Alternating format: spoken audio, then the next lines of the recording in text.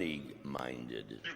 Lo, it will come to pass that the puppets of time will rule the land and will unite the nations through humor and wit, and that the way of the leaf will be known far and wide for their puppety goodness and overall unscripted fun times. And beautiful peals of laughter shall top every mountain and sweep through every vale. A joyous wind of mirth and peace that proclaims, "This is the LeafCast," with Ryan and his brother Dan, and first-time readers Todd, Josh, and KayK. A deep dive into Robert Jordan's epic fantasy series, The Wheel of Time. Let the puppets of chaos rule! Lo, it will come to pass that the puppets of time will rule the land and will unite.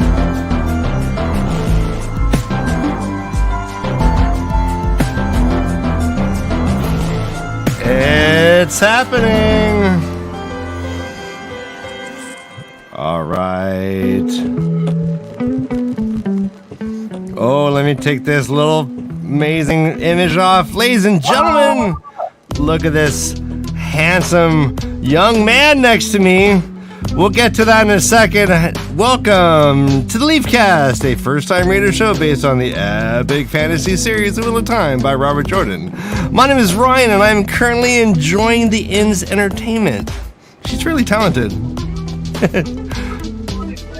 And I'm Tom, bludgeoning her with a lady's maid from the Blight. Nice. Oh, that was a little loud. Start again, Tom. Let's just start that over. What did you just say? This? You want you lead me off. Hey, and this is my brother Tom. Tom, what are you doing right now? I'm brother Tom, and I'm bludgeoning her with a lady's maid from the Blight. Ah, and this is the LeafCast, and this is episode 91. Fear not, everyone. Brother Tom is not impersonating Brother Dan. He is his own brother. I am. He is in lieu of Brother Dan. Brother Dan is abroad having the time of his life. If he jumps in, that'd be great. If not, c'est la vie, hasta la vista, au revoir, namaste, and right? Ciao. Yeah, ciao. Yeah, thank you. All of those. Everyone, ladies and gentlemen. He's in Ireland, so it's just, get the fuck out of here. Get the fuck. Yes, I'm Irish, so I can talk like that and not get in trouble. Everybody, we got guests. Let's bring them in.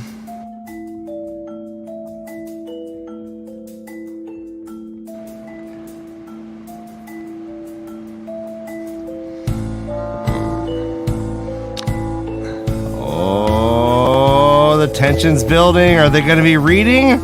Are they going to be imbibing beverages? What are they going to be doing? All right, here it comes. 5, 4, 3, 2, and 1.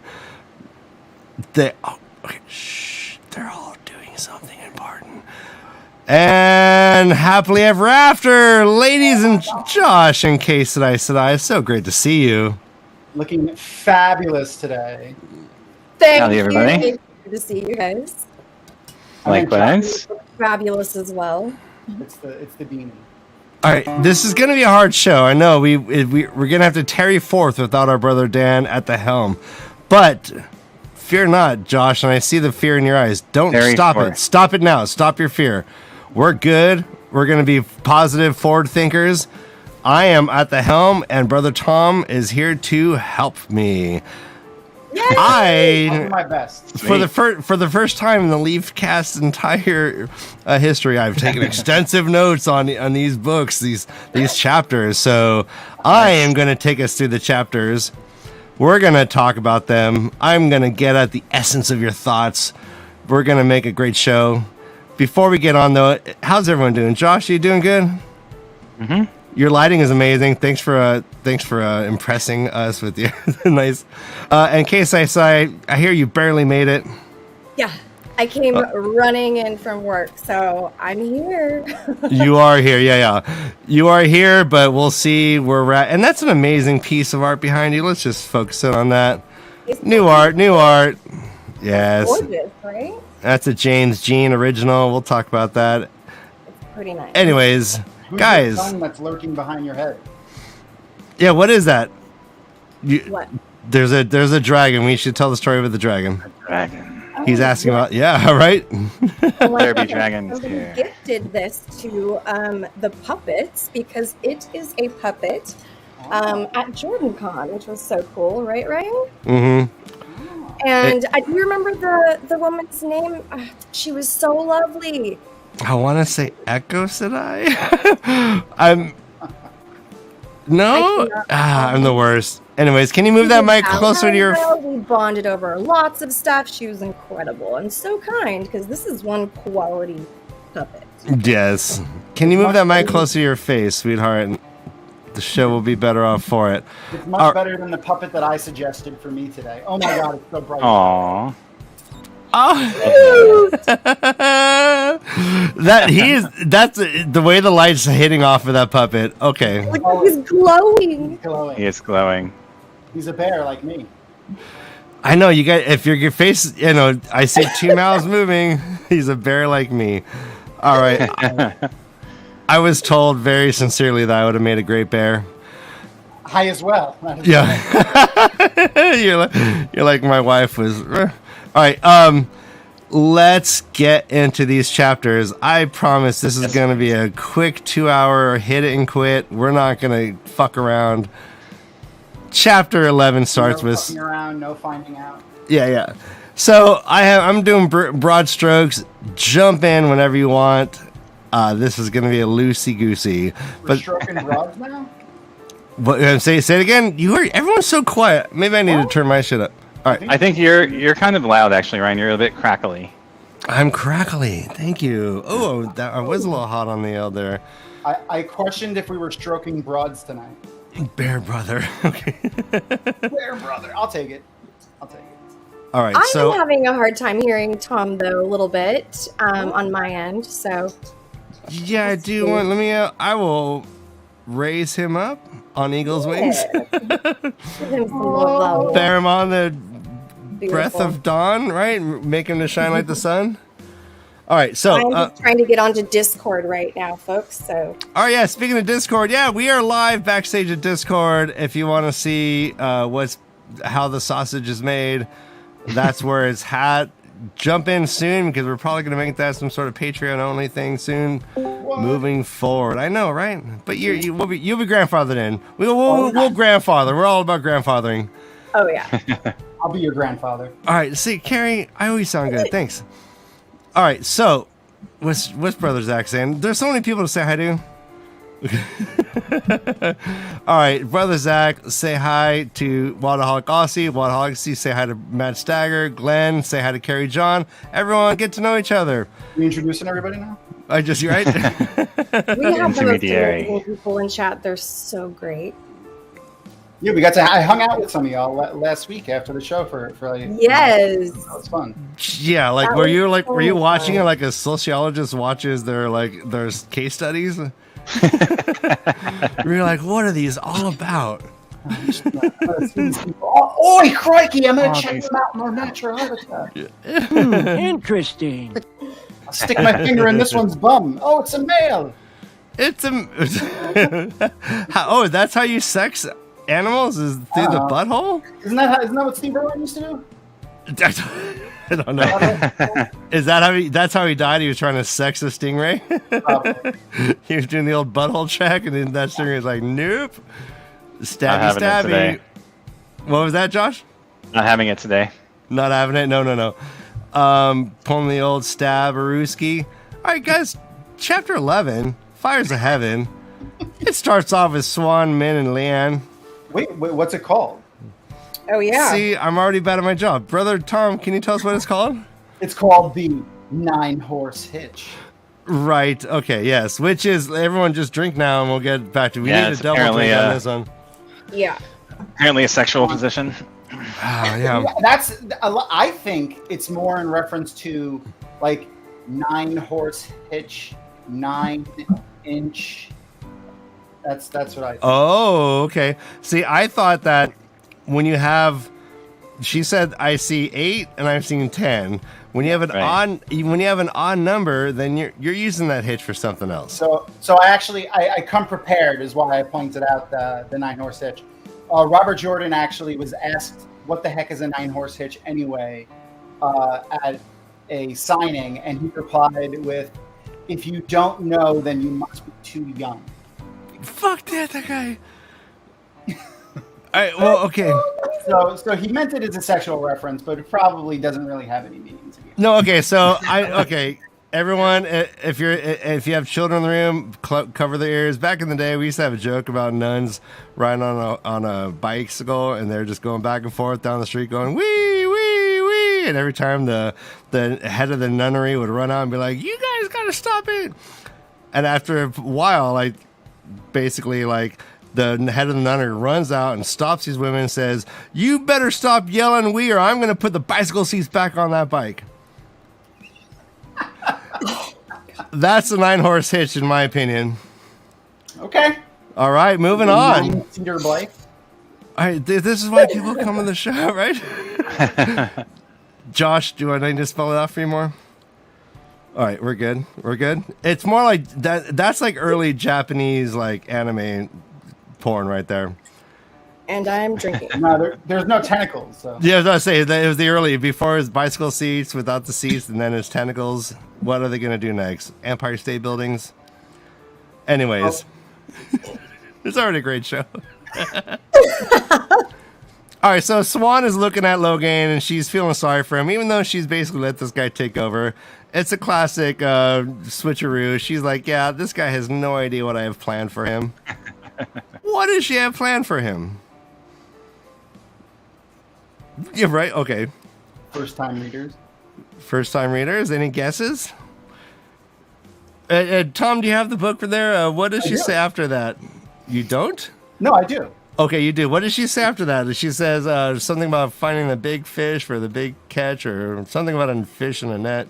Usually it's a fish in a net with this one. There's always it's something fishy. A fish on the hook to catch a bigger. Yeah, she has a fish on the hook to catch a bigger fish. Yeah. Is what it says. So what's that leading us to? Well, she's using Logan to hopefully as bait to catch something else. Yeah. What is that something? Let's take some guesses. I don't want to guess because I know. I know. This is, and Lord, We'll just guess what you guess. Yeah, Tom, just lord that power over them. Make them feel smaller and smaller. I like to be right. Raffo, while I wait. Oh, all right. No thoughts? I mean, it's an obscure reference. She's like, I don't know. I kind of thought maybe she's trying to catch Rand. Well, okay.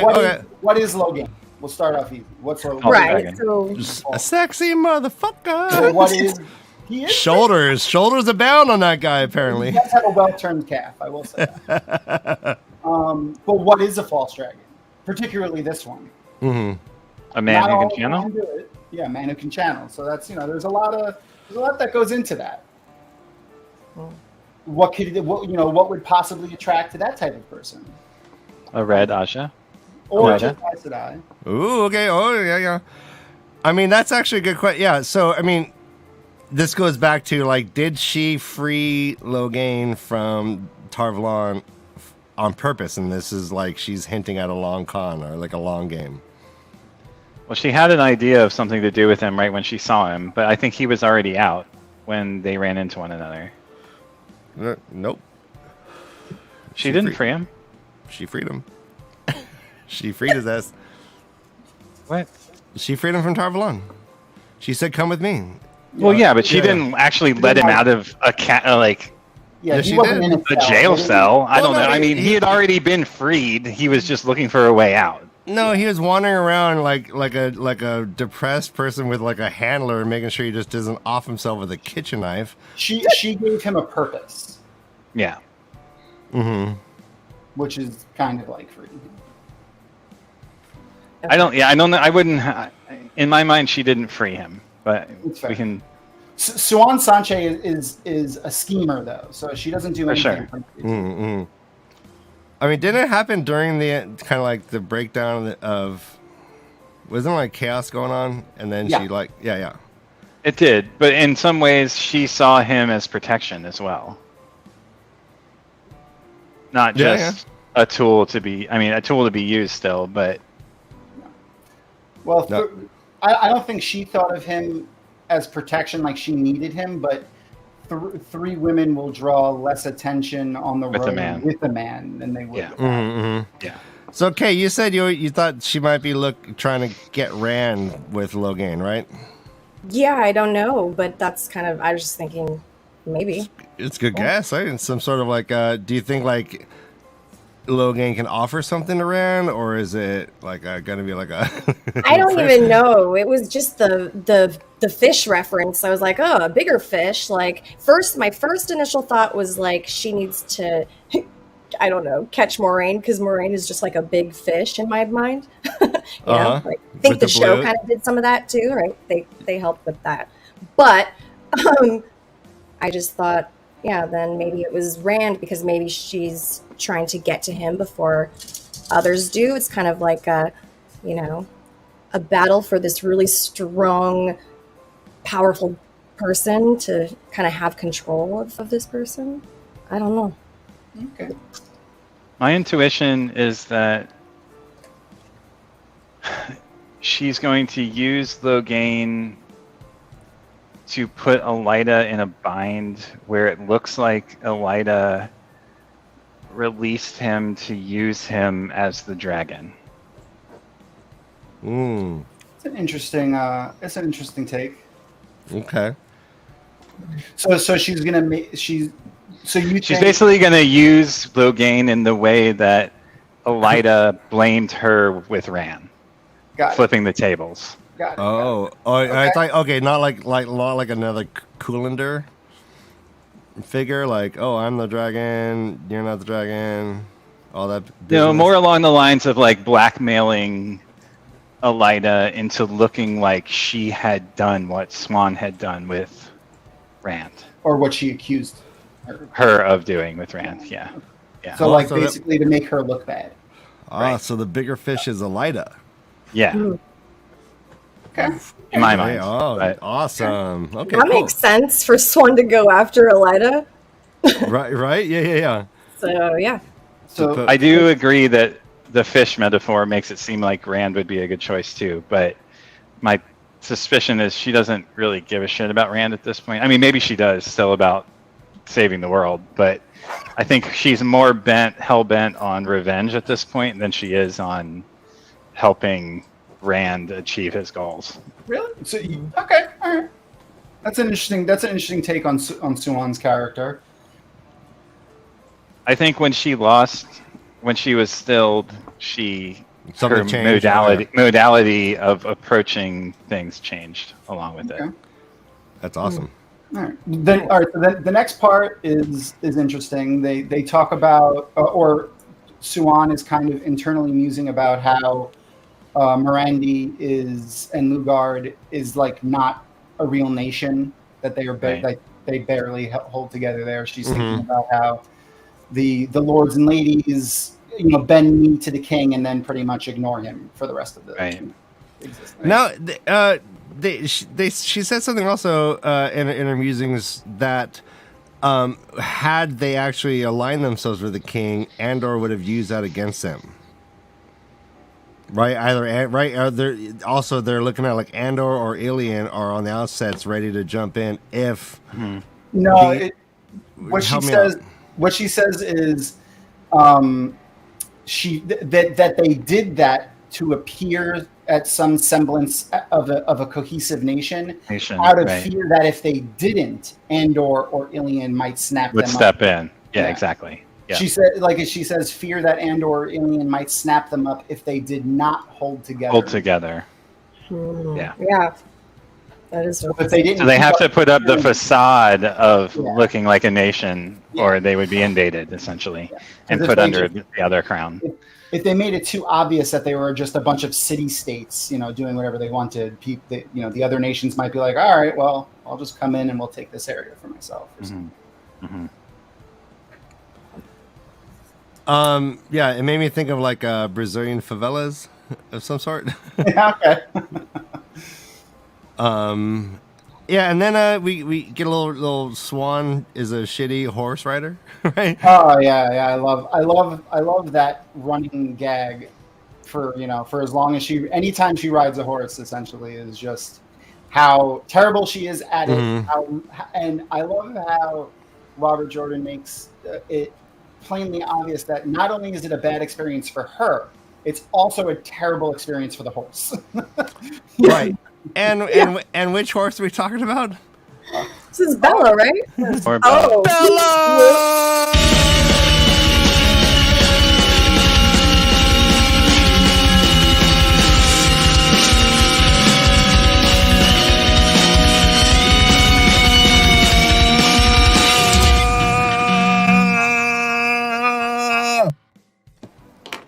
I hit my mic rocking out. Thump.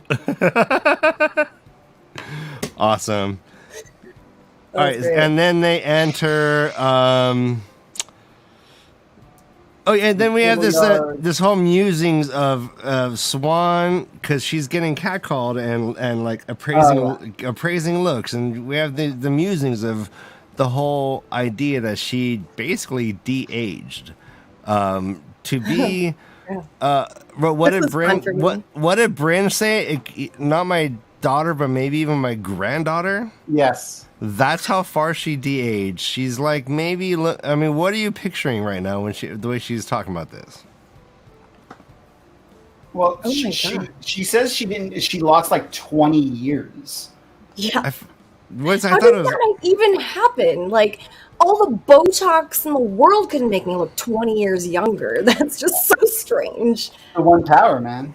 Like, That's amazing. You just have to get What a stilled with concept. them after swearing a bunch of oaths. So, and then the way she thinks about it is really interesting. Also, she cannot reconcile these people's behavior towards herself. She does not see herself in this embodiment. She looks at herself. She can even appraise herself and say, hey, I can see that, however long I've been in Amerlin, like stressing over saving the world and my experiences, now that I've de-aged, some of that's still there, and I'm maybe even fucking prettier, but it's not me. It's not me. It's not me. There's still all my experiences, and I still have my mind, which is a very cool way for her to like respond to all of this. Yes. Even though she could see it as a boon, she's like, well, I mean, I could take advantage of this. She also, I think, she sees that it's she also mentions that she doesn't look like she did when she as was a girl, when she was the age that she appeared. So yeah, she her parents wouldn't recognize her. She said, which she kind of tries to tell herself, like she says, an advantage to being stilled. She tells herself, so it's like right. she's trying to view it in a positive light, so she doesn't focus on the I've been stilled part of it. So, I mean, we've been hearing time and time again about the ageless Aes Sedai face. Kay, what have you been picturing that is? Well, initially, I always thought that, like, if in our world, if you say ageless, like she's ageless, it means more of like to me, it meant more of like a reference of looking younger as an Aes Sedai. But then I learned that it's just like complete agelessness, and there is like you cannot actually tell their real age. So then when they're stilled or gentled, right, like that disappears, whatever that is. I don't know what makes them that way, but yeah, that's what I was picturing. It's like more of a younger version of Aes Sedai, and I didn't expect them to age down in their looks once they didn't have right. You'd think they'd get old and shrivelly, be like, it's been keeping me young, and all of a sudden they're like, I kind of expected that. So then that also kind of makes me think that this power isn't so great. Woo. Well, we For me, in my purposes, I don't want to look older. Do we know how?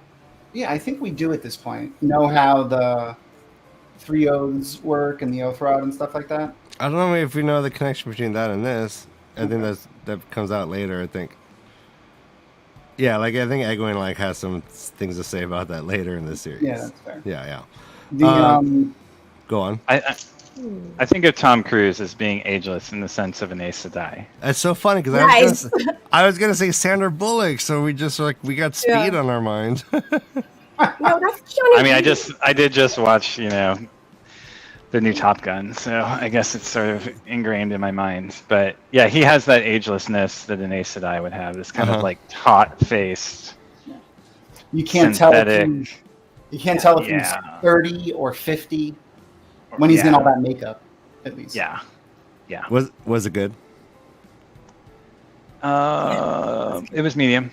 Medium. Oh Tom my god. doesn't know though. He doesn't know his ass from his elbow. He's admitted this when it comes. I love the original Top Gun though, like Acting. from being a kid. But I did just watch a Air Force fighter pilots interpretation of the movie with Lex Friedman podcast. So that might have skewed my perspective a little bit after having watched it. Okay. Which I highly recommend. He's It's like, really you good. can't.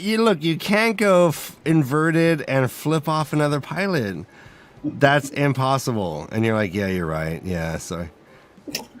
I haven't seen it yet. Did you see the first one? Yeah. Long time ago. Yeah, that's all I'm talking about. I don't know. Did it happen again? Did they do it again? Did they flip him off?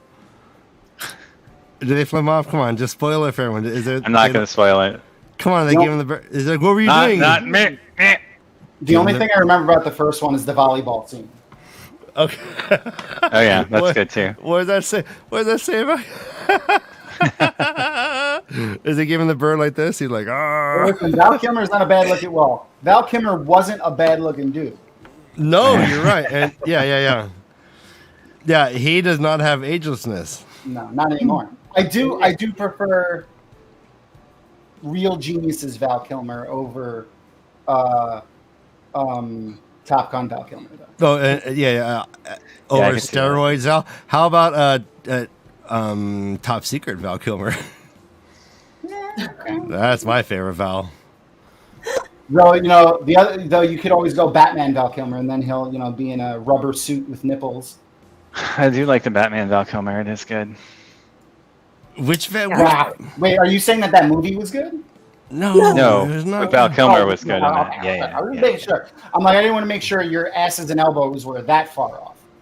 Is that the one? No, they're pretty far off, but Was Tom Hanks in that one?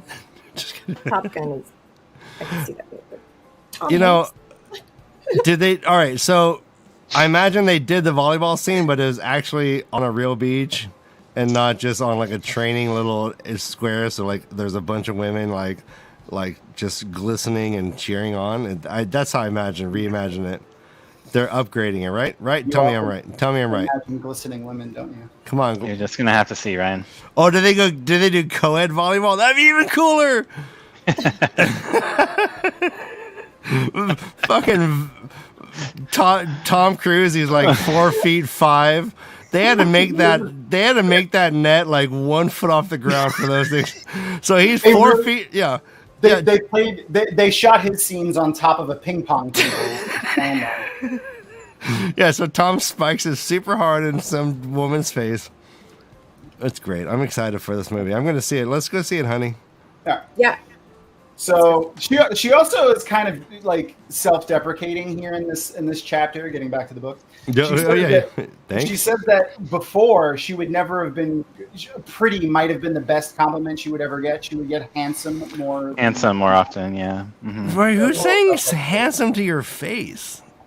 Other women. That's gross. Other women suck. And then we get some other names of inns, the farrier's hammer, the dancing bear, the silver pig. And then the Damani wench's kiss. Yeah. The copper-skinned woman, bare to the waist with lips puckered. All right, so lips puckered. All right, drink. Nice. Drink. Also, which lips are we referencing? There's many. That's your imagination. And probably both sets, Ryan. I mean, if we had to guess, right? Well, if you have a pro, Josh coming in strong. well, my prolapse anus gives me 3 sets of lips. Oh my goodness. So Pictures didn't happen. Puppets do have that touche, problem. I do hear this. Touche. Okay, so I'm really interested in modern versions of the Robert Jordan inn name. What do you mean? Well, I mean, like, if we were to name right now, if you're going to open an inn and you wanted to name it something that would make Robert Jordan proud, what would you name? This, like women, like a country with really beautiful women, Brazilian woman's thighs. I don't know. I would. How about the truck stop bathroom? Oh God, that's the other way. No, that's a CDN. You have a nice sign. Like the lot lizards, something. I don't know. Okay. Hey, I appreciate that for chat. Give us some modern day raunchy. Yeah, come on, Josh. I don't got one for you, Ryan. Sorry. Mm-hmm. Okay. The priest's confessional. Oh yeah, I got him. Son of a bitch. I waited till you drink like a waitress. That was rough. Now, you have the, Okay. At least when I was drinking water and not vodka. No, this is good. This is good. I feel the Emerald's taint. I like it. I like it. Come on, chat's got like this 5-minute delay. It sucks. The back row handy. Nice. Yes. Oh, Pee-wee Herman would have loved that. Ooh. Back up carefully. Yeah. Oh, 9 horse edge. Yeah. Oh, it's podcast. Of course, you gotta class it up. That was That was one of the suggestions that I read in the Robert Jordan quote thing. The 9 horse itch. Yeah. But there was a funny anecdote there. There's actually I'm having a great time. You guys have come up with the great names ever. The Good Woman Gravies. The Praying Monkey. Yes. The Docking Station. Yeah. And it's nowhere near the water. Landlocked city. The Backdoor Inn. Yeah, I fucking love you guys. I mean, the Backdoor Inn has a lot of connotations there. I love it. I mean, can we get some sort of technology IT ones here? I was hoping, Josh. What do IT people? Oh my gosh! Okay, I just came back in, so now I'm seeing them all. This is hilarious. No, this is amazing. Yeah, we've been going through them. The back row handy. Easing the Thatcher. Is that a baby, Howie Stevens? Is that your baby? If not, I'm calling the authorities. The Slip On In. Oh my gosh, this is so great. Reach Around Tavern. Reach Around Tavern. That's so The far Dusty Doorknob. Oh, here we go. We got some tech. Bite My Boot. Am I saying that right? How do I say that, Josh? I'm not seeing it. You're not seeing it? It's on the screen right there. Look at your screen. Bite my boots. Bite my B-U-T-T-E. Jesus. Bite my beat. The butternut squash. Jesus, this is amazing. The wet hole. Butternut squash. Bites and nibbles. Yes! Oh, so good. The wet hole. This is my favorite thing ever. Tom's Brady. I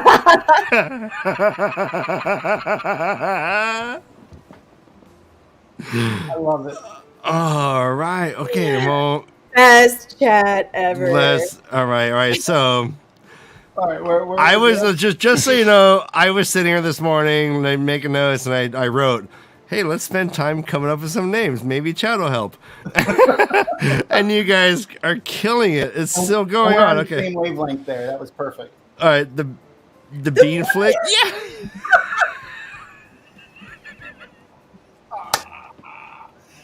The Whispering Eye. Happy ending. Cyber fully. Yeah. Yes! The devil's doorbell Peter is... came in. Oh my God, Josh, the cyber fully. Peter came in with an IT one for you. That's awesome. God. All right. Okay. We gotta move on. Keep them coming. That's Not amazing. a hard drive. It's not a floppy disk, but a hard drive. I'm gonna collect these and like tweet this out later, just like the list y'all came up with for reals. All right. So Seriously, this is So good. then, so after they figure out the inn, what is it? The common room. So she sends Min in to with Leanne to distract Logan so she can run off and do a Do her mission thing. of her own. mhm. So that's when she runs through the city. She blah blah blah. She gets to the inn. She thinks about the eyes and ears for the blue Aja. Right? Yeah, here we are. A few words, slap on the back, left for patrons. There we go. So, it's a good thing that she remarks that she might not have the one power anymore, but she still has her knowledge. So that's Mhm. something that's that she interesting. focuses on a lot in this part Yeah. is the good things that she still has in her life. So she doesn't. So she stops thinking about the fact that she's been stilled. What the hell is a zither? Is my Like a harp. Is that a harp? Okay. Yeah. Because she says that when she goes into the inn, it was, the laughing was barely audible over a zither and a flute. Zither is like a Middle Eastern harp, essentially. Okay, full of knowledge of it. Yeah. Josh is a tree of knowledge. We've but to pick from him. Music instruments I got. All right, so It might have originated in China, as Oh. the internet is telling Makes me. sense. Yeah, it moved from the east. to the west. Mhm. She remarks on the woman who's singing, "Why would a woman go walking with no clothes on?" And why is she singing about it to these drunken louts? Wow, she's very disconnected from Yeah, from anything that's nominal human existence. yeah. Well, I mean, she grew up as a fisherman's daughter, so you would think she, like sea shanties and stuff like that, she'd be a little bit more accustomed to things like this, but apparently not. Her dad was a prude fisherman, apparently. So where were we? Da-da-da-da.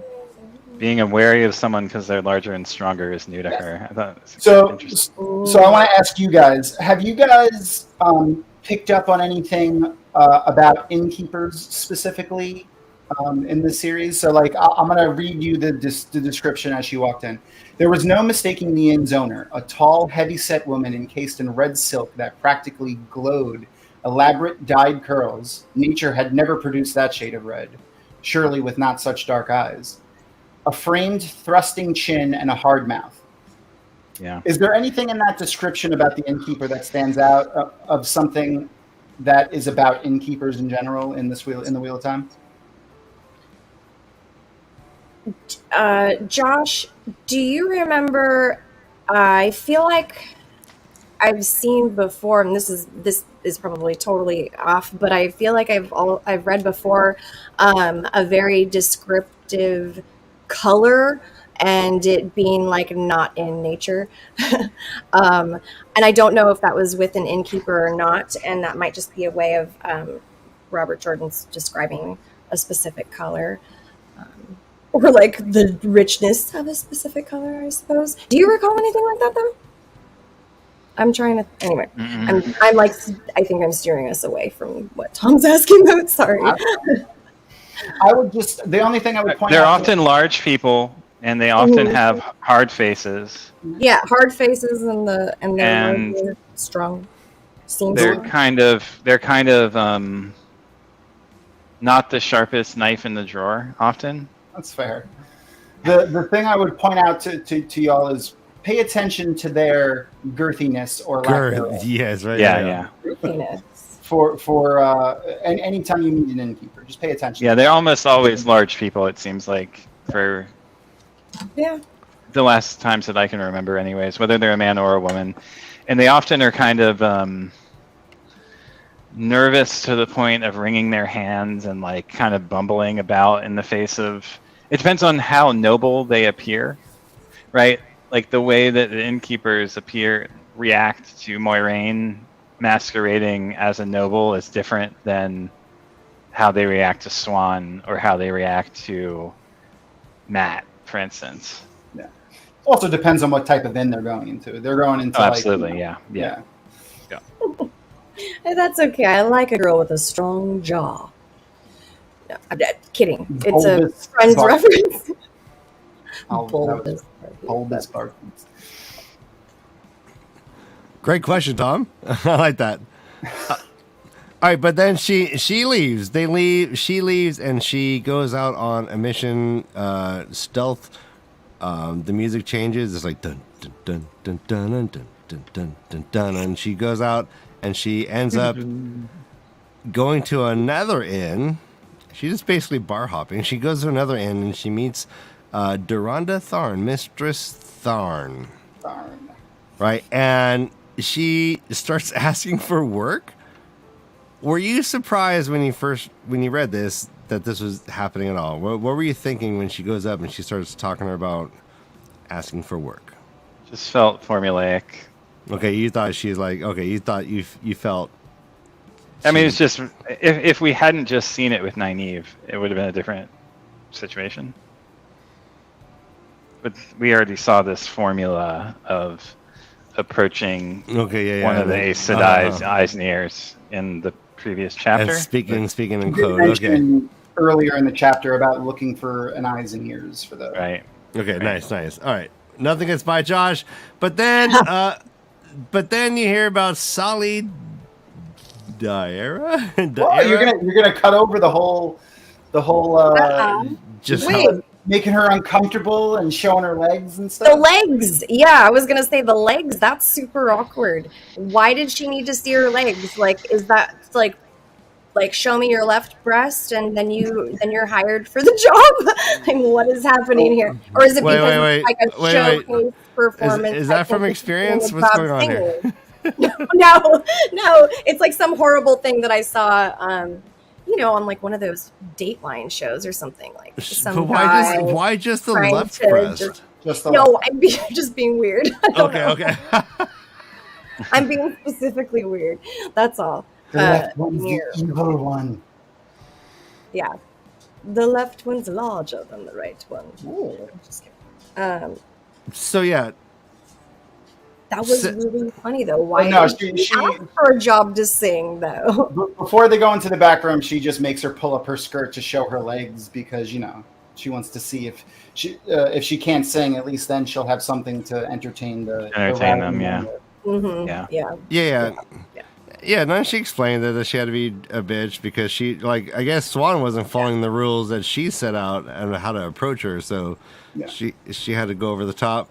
Maybe she was punishing her a bit too, but maybe I think she had to mention the number 3 and then anything with the word blue in it to prove who she was because she mentions the Song of Three Fishes and then says blue sky dawning. I don't think anything mattered other than the word 3 and blue. Mm-hmm. I agree. Oh. Yeah, and this woman is why does Swan have white legs? Because she's been in really long dresses stuck in the White Tower. She doesn't go sunbathing. She does mention that she's wearing... I thought she was of a darker complexion than... Not book Swan. Book Swan is white. Mm-hmm. The way she's described? I thought she was described as having dark hair and darker skin. I think she's described in this chapter as being pale. Yeah, pale. Her pale. face gets really red very easily, and her legs are very pale. And there are a few references to her being just a lighter more fair skinned, and specifically somewhere in this. I have the same idea though, and I know the show kind of fucks with us, Josh. I love Sophie.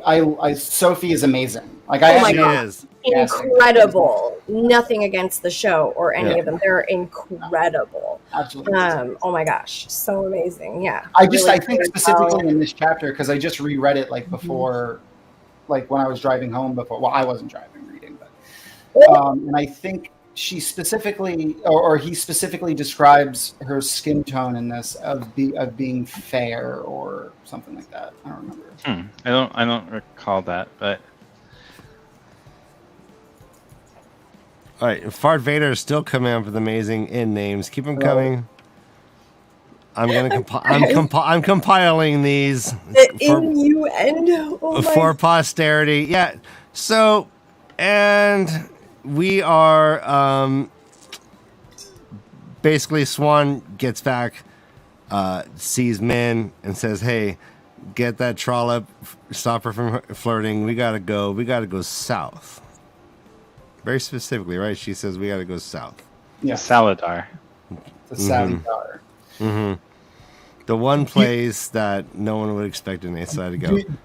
Do you guys? So she says that Saladar was the birthplace of a specific Amyrlin. Do you guys remember who Bonwyn is and the significance of that? First time readers, because they do talk about that in the earlier books. I double checked before I brought it up. I did take a couple. Wasn't Bonwyn the Aes Sedai, the Amyrlin who was stilled? Yes. The last Aes Sedai who was stilled, right? She's also the last red Amyrlin. Okay. Which was a long time ago. I did not remember that. Brother Tommy, are you not Josh has of mind like an Gold encyclopedia. star, Josh. Gold star. Yeah. That was impressive. That was I'm a little speechless. That was pretty cool. I forget. I mean, I think Swan was thinking about it in this book. Otherwise, I would not have remembered. But all right, Book Swan is described as fair skin and blue eyes. That isn't uncommon in pair. Rhymes with tear.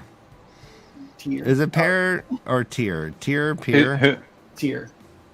I know. I don't. It doesn't matter. I know what you're talking. Our first-time readers have canonical pronunciations that are funny. Josh, how do you say that? Tier or tear? Tier. Tier. Okay. Didn't you say tear though?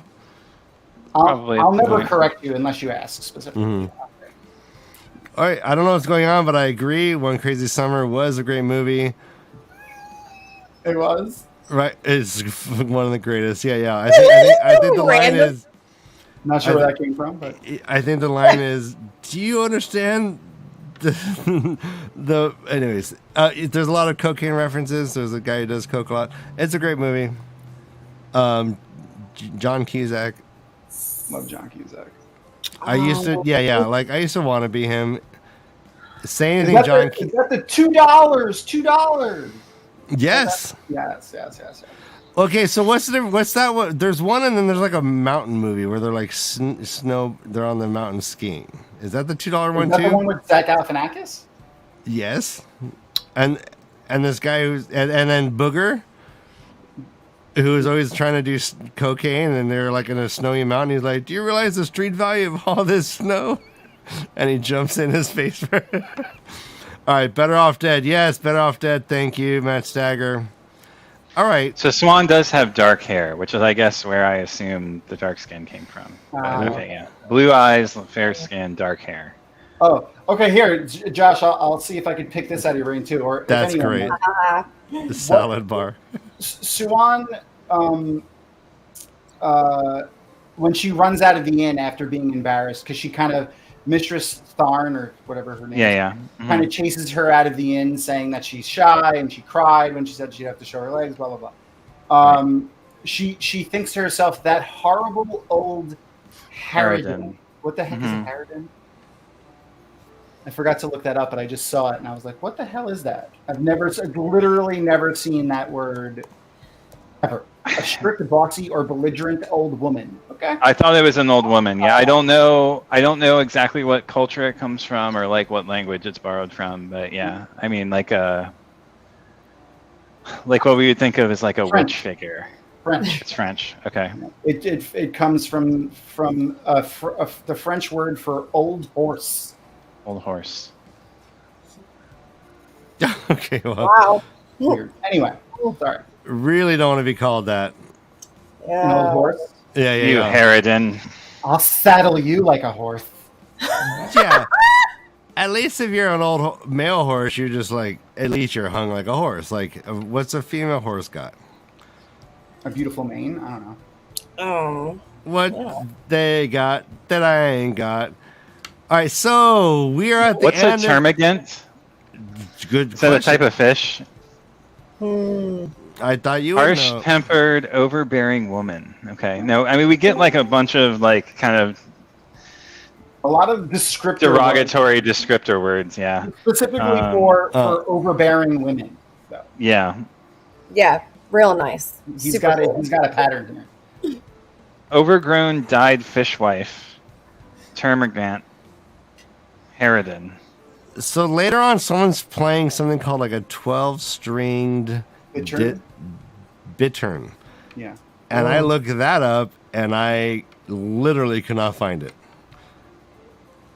Maybe that's There's a cittern. I could not find a Bittern bittern. is something. I couldn't find an image of a bittern because I wanted to be like, hey, look at this, guys. It's a bittern. And I could not find it. So if you guys want to go on the dark web and find it. Yeah, I found one. Popped right up. What, do you go to Bing? No, I just went to Google. It's literally the thing that popped up first. Looks like a guitar. I don't know. Bittern. Yeah, it's like it's a relative of the sitar. 12 strings. Yeah. The bittern. All right. It's okay, brother Ryan. I won't hold it against you. Oh no. I'm sorry, it's Ryan Unless I had your and your enthusiasm. brother Tom. You're Ryan's brother Tom. I'm Ryan and you're Ryan's brother Tom. That's canon. From another mother? Yes. That's canon. Yes, but the more we hang out, I'm getting curious about that. All right. Right? I think you guys were like separated at birth or something. So we we are an hour in. Do we want to take a break now? And Yes. It's a brief yes. one. A brief Only 'cause one. I have to pee. All right. Okay. That is necessary occasionally. All right. If you love when people announce on air that they have to pee like professionals do, That is what- subscribe yeah, to the Way of the Leaf. Hey, do you think Batman and Robin ever said, "Hey, Giant dongs. I gotta go pee" live on air? No, they'd be like, "Cut," and then they go pee. We gotta get this shit. I'm trying to elevate this whole thing. Amazon's watching. Hey, not on this show. I want that. To cut loose. Yes. How do we get flown out? How do we get flown out to England to meet them if we're not professionals? Oh, I'll put in a puppet. good word for you. Don't worry. Well, yeah, we were friends with this guy. What? That's how I feel about that. Jesus. All right, well let's take a break. And we're back, ladies and gentlemen. Okay. While we were gone, I came up with a couple of more in names I want to throw at you. Okay. Yes. I need someone to write these down for posterity. Posterity. Yeah, because I'm gonna. Yeah. Interior. Go on. All right. I have the squatting squire, The squatting squire, nice. the ticklish clam, Okay, nice. salty dicks halfway in, Wait. Say it again. salty dicks halfway in, Yes. Halfway. And- Yes. the donkey rooster in. Donkey. Rooster donkey in. Sorry, rooster donkey in. Dude. Lexia came out. Okay. Wow. Halfway in is a new take on it. That's amazing. That's Salty dicks halfway in is amazing. God damn it. No one wants a salty dick in you. I want a T-shirt like the one you currently have on, Tom, but with That just all says of you, which is a really cool shirt, by the way. Thank you. Love it. Yeah. And then the other one was the come right in. Yes. You have to make sure to try the cider though. Wait, say it again? You have to make sure to try the cider. Okay. Good. The come right in cider. I thought, obviously, we know how to spell come. Josh, chapter 11 was done. Did we get through all your notes before we move on to chapter 12? I want to exhaust your notes. Hmm. I think for the most part, yeah. I mean, Min. We didn't finish the chapter. We got to the chapter break. Right. I mean, just interesting. The idea of Min taking tips from Leanne is pretty funny, given that. I mean, it seems like her role as Elmindra has kind of gotten to her a little bit. And what do you make? What do you make of that? Elmindretta. Do you? What do you make of that? Do you like? So you're noticing it? Are you like? What do I make of that? Do you like this character development? Do you think it makes her more interesting, or? I think it just reveals an already pre-existing.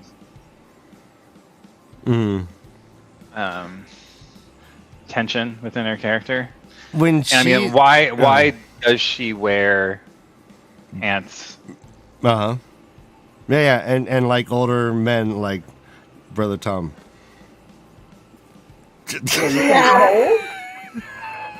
You like how he did that? Okay. Everybody was older. Heard my name, so I got happy, and I was like, "Wait a minute! I'm a puppet. I'm Puppets timeless. really don't do us any justice. They are ageless. I was made in a factory less than 2 years ago. Well, I can tell if you're 40 or 4. So. There's a lot of neckline discussion in the next few chapters too. So Yeah, there are. Well, she kind of slaps herself down for wanting Leanne to teach her, and is like, well, no, if she doesn't, if they don't like me as me, then screw them. But then she's like, oh, but maybe I can ask her for some tips. if we are just riding all night, maybe I can ask her. Yeah. I think that's how the chapter ends, isn't it? Yeah, it is. Yeah, I mean, the last words are, "Have her give me a few tips." It feels like all of our characters have gotten more internally horny. Not just horny, but also like self-effacing, and I mean, like, I don't know. We already talked about this a few weeks ago with the way their internal dialogues are written, and it continues over the next few chapters too with Nynaeve and whatever. So it's like, I don't know. There's I don't understand why it's so different than it was. Bryant even has a little bit of that too in his chapter. Right. So yeah, it's I'm not sure I like it. I guess it's a way of developing their character, but it's like, why choose this way to do it? Maybe there's a good reason. What do you or maybe mean? it just is meant to humanize them. Or do you mean you don't like how they're like self-deprecating? Yeah, they're self-deprecatingness, and they're two rivers, kind of small. Like here we have Min doing the same thing, and Schwan, whereas before we blamed it on their two rivers small-mindedness. It's like now every character is doing it, and that just makes it feel The why? self-deprecating part, you mean? Not just self-deprecating, but yeah, like they have two voices in their head. They're disagreeing with one another. It's like a two-facedness and an internal dialogue that is fraught, as opposed to smooth and self-accepting. And it's like every character has. Joshua. I just thought it was weird that they only had two voices yelling at them in their head. Is that where the "they" comes from, Brother Tom? Partially. Boom. Yeah, I hear you. That's interesting. Keep us abreast on how you're feeling this goes. Yeah, it's I have no comment, but yeah, I think it's noteworthy for sure. Thanks for telling. So is there a reason for it? I guess is what comes up for me. Is like, are we seeing something? Like, is it meant to imply that the Dark One's power is affecting people? His emergence? Is it meant to like be like what Rand does when he walks into a village? Is this related to TAVERN-ness? Or is it circumstantial because the characters, at least we're at now, have recently been stilled, which is like, I just imagine like someone coming in and saying, you can never fix a computer problem again, Josh. All of a sudden you're able to do everything else, but fix a computer problem. Like that. You're like, thank fucking God. I know. I knew you were gonna. I'm like, oh, freedom. I won't let you down. Yeah, but no. I mean, it could that be it also that like he's trying to, because very specifically they've talked about how they need to find meaning. Yeah, but why Min? And why? Well, I feel like Min isn't. Gareth Bryn. I mean, I get it. Sorry, Tom. Go ahead. No, that's okay. I was just saying, I don't feel like Min is being like so negative to herself that it's like evil. Really, it's more like she never viewed herself as like a girly girl, and like she's thinking, oh, look at Liane. Maybe if I acted like her, Rand would pay more attention to me.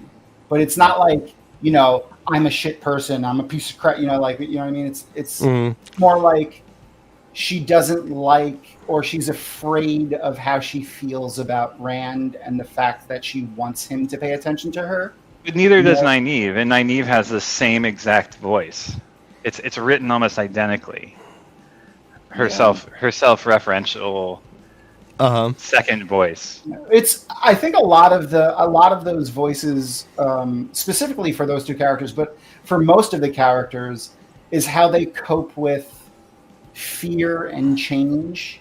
Yeah. Where it's like, a way to rationalize to themselves about why they're afraid instead of admitting that they're just afraid. So actually, I want to ask Josh, not in a challenging way, but can you give me an example of a non-channeling human character that does not have this conflicted inner voice? Min? That does not. Well, Min, but Min now does, right? I mean, like she hadn't until now. Sorry, a non-channeling human character. So a channeling character that does. No. Give me a non-channeling human character that has a non-conflicted internal dialogue. Like it. That's what I'm getting, and that's what I'm wondering. Is there? They're all conflicting. Yeah, because we either have Aes Sedai who've been training their brains and thoughts and are like mentally ninja. Like every time Moraine's POV is happening, we're not going to get this because she's been like training herself, or maybe we will. I mean, we haven't yet, right? What in Lan? Well, Lan. I mean, Lan is conflicted about his love for Nynaeve in a sense. Have we had Lan POVs? I don't know if we've had one yet. Have we had a Lan POV? I think a long time ago. We must have. I don't. Yeah, no. Good question. That was all from Nynaeve's point of view, though. So, let's say.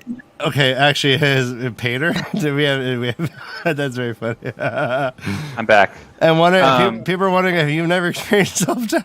Oh, definitely. No, of course. Josh is like, that's so foreign. I don't know. That's funny. No. Yeah, give me a chat. Is there a POV of Lan that we've read so far? New Spring chapter. The first one is Towers of Midnight. Yeah, no, we're not. Yep, no, we're not. Yeah, nope. Wow. Yeah, so we don't know Lan's POV. The first Lan POV is Towers of Midnight prologue. He might just be fraud. He might wake up and be like, "Why did I eat eggs? Why did I accept the eggs? I should have only eat the barley and grain. But the eggs look so good. And I told myself it's okay, I need the protein. But why? Everyone's going to be fucking so mad at me. They'll be like, Lan doesn't eat eggs when there's not enough eggs for everyone. I accepted the egg for breakfast. Maybe that's what we're getting. Fart up a storm. Everyone will know. In the midst of battle, I'm going to have egg farts and everyone will know. I'll give myself away when I'm sneaking up on that trolley. And Maureen walks up and says, you ate the eggs again, huh? Yeah, so... yes, we don't know. Yeah. I mean, what I'm getting at is maybe this is human, right? Like he's kind of getting at like... Yeah, Josh, this is what happens when you're a human. Yeah. An AI. Don't you feel anything? Hey, that's what that's what Ryan was saying.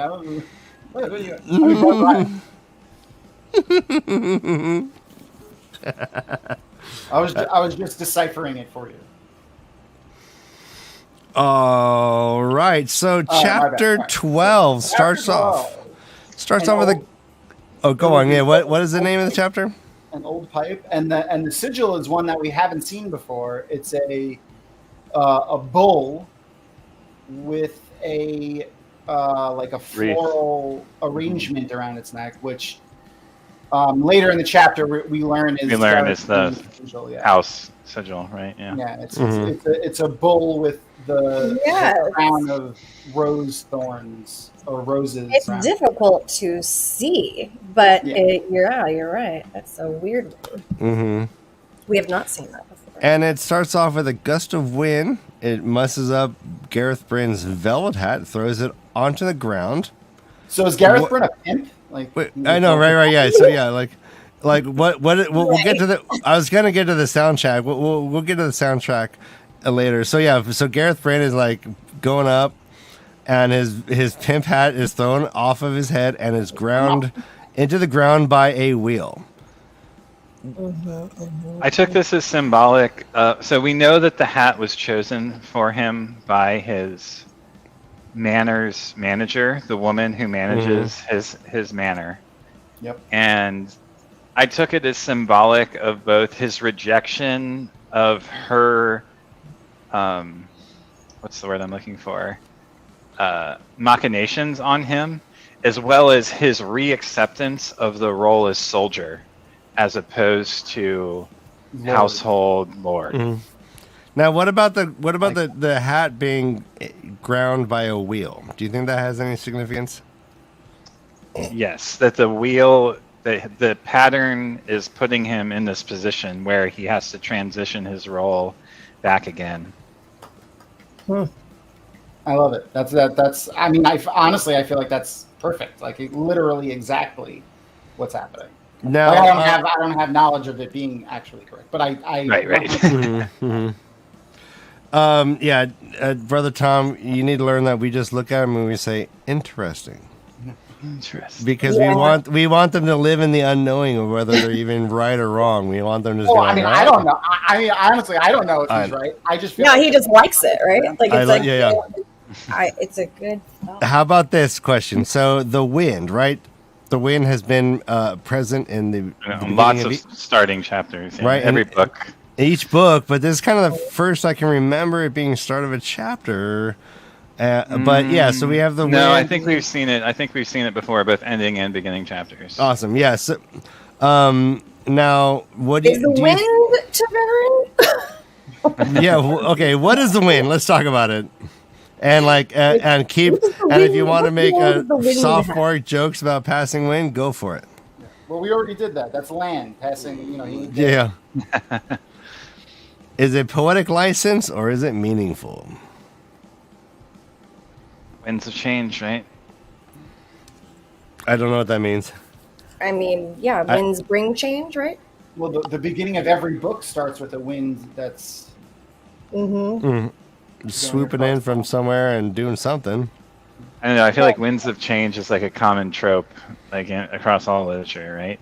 Like the Wheel of Time, the wind has neither beginning nor ending. The wind. And the winds. How's the chorus of that song?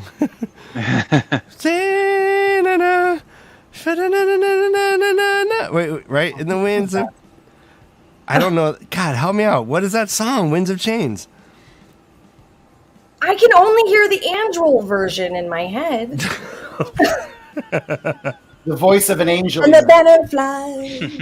And the banner flies. Right? Angel of death, but it's an And angel. something rides and the banner The flies. wind rides. The wind rides, And the it banner rides on the flies. wheel of time, and the banner flies. All right. Anyways, Lovely. that was a fruitful discussion. Thanks you for humoring me. We enter an inn called the Wagon Seat. Everyone drink. Kevin! Everyone drink.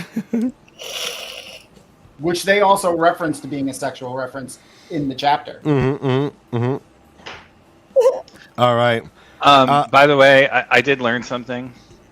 A Uh-huh. 9-horse hitch is a way of executing someone. Sexually? Oh, do No, they, it's like a break 5-horse them apart? hitch where they tie.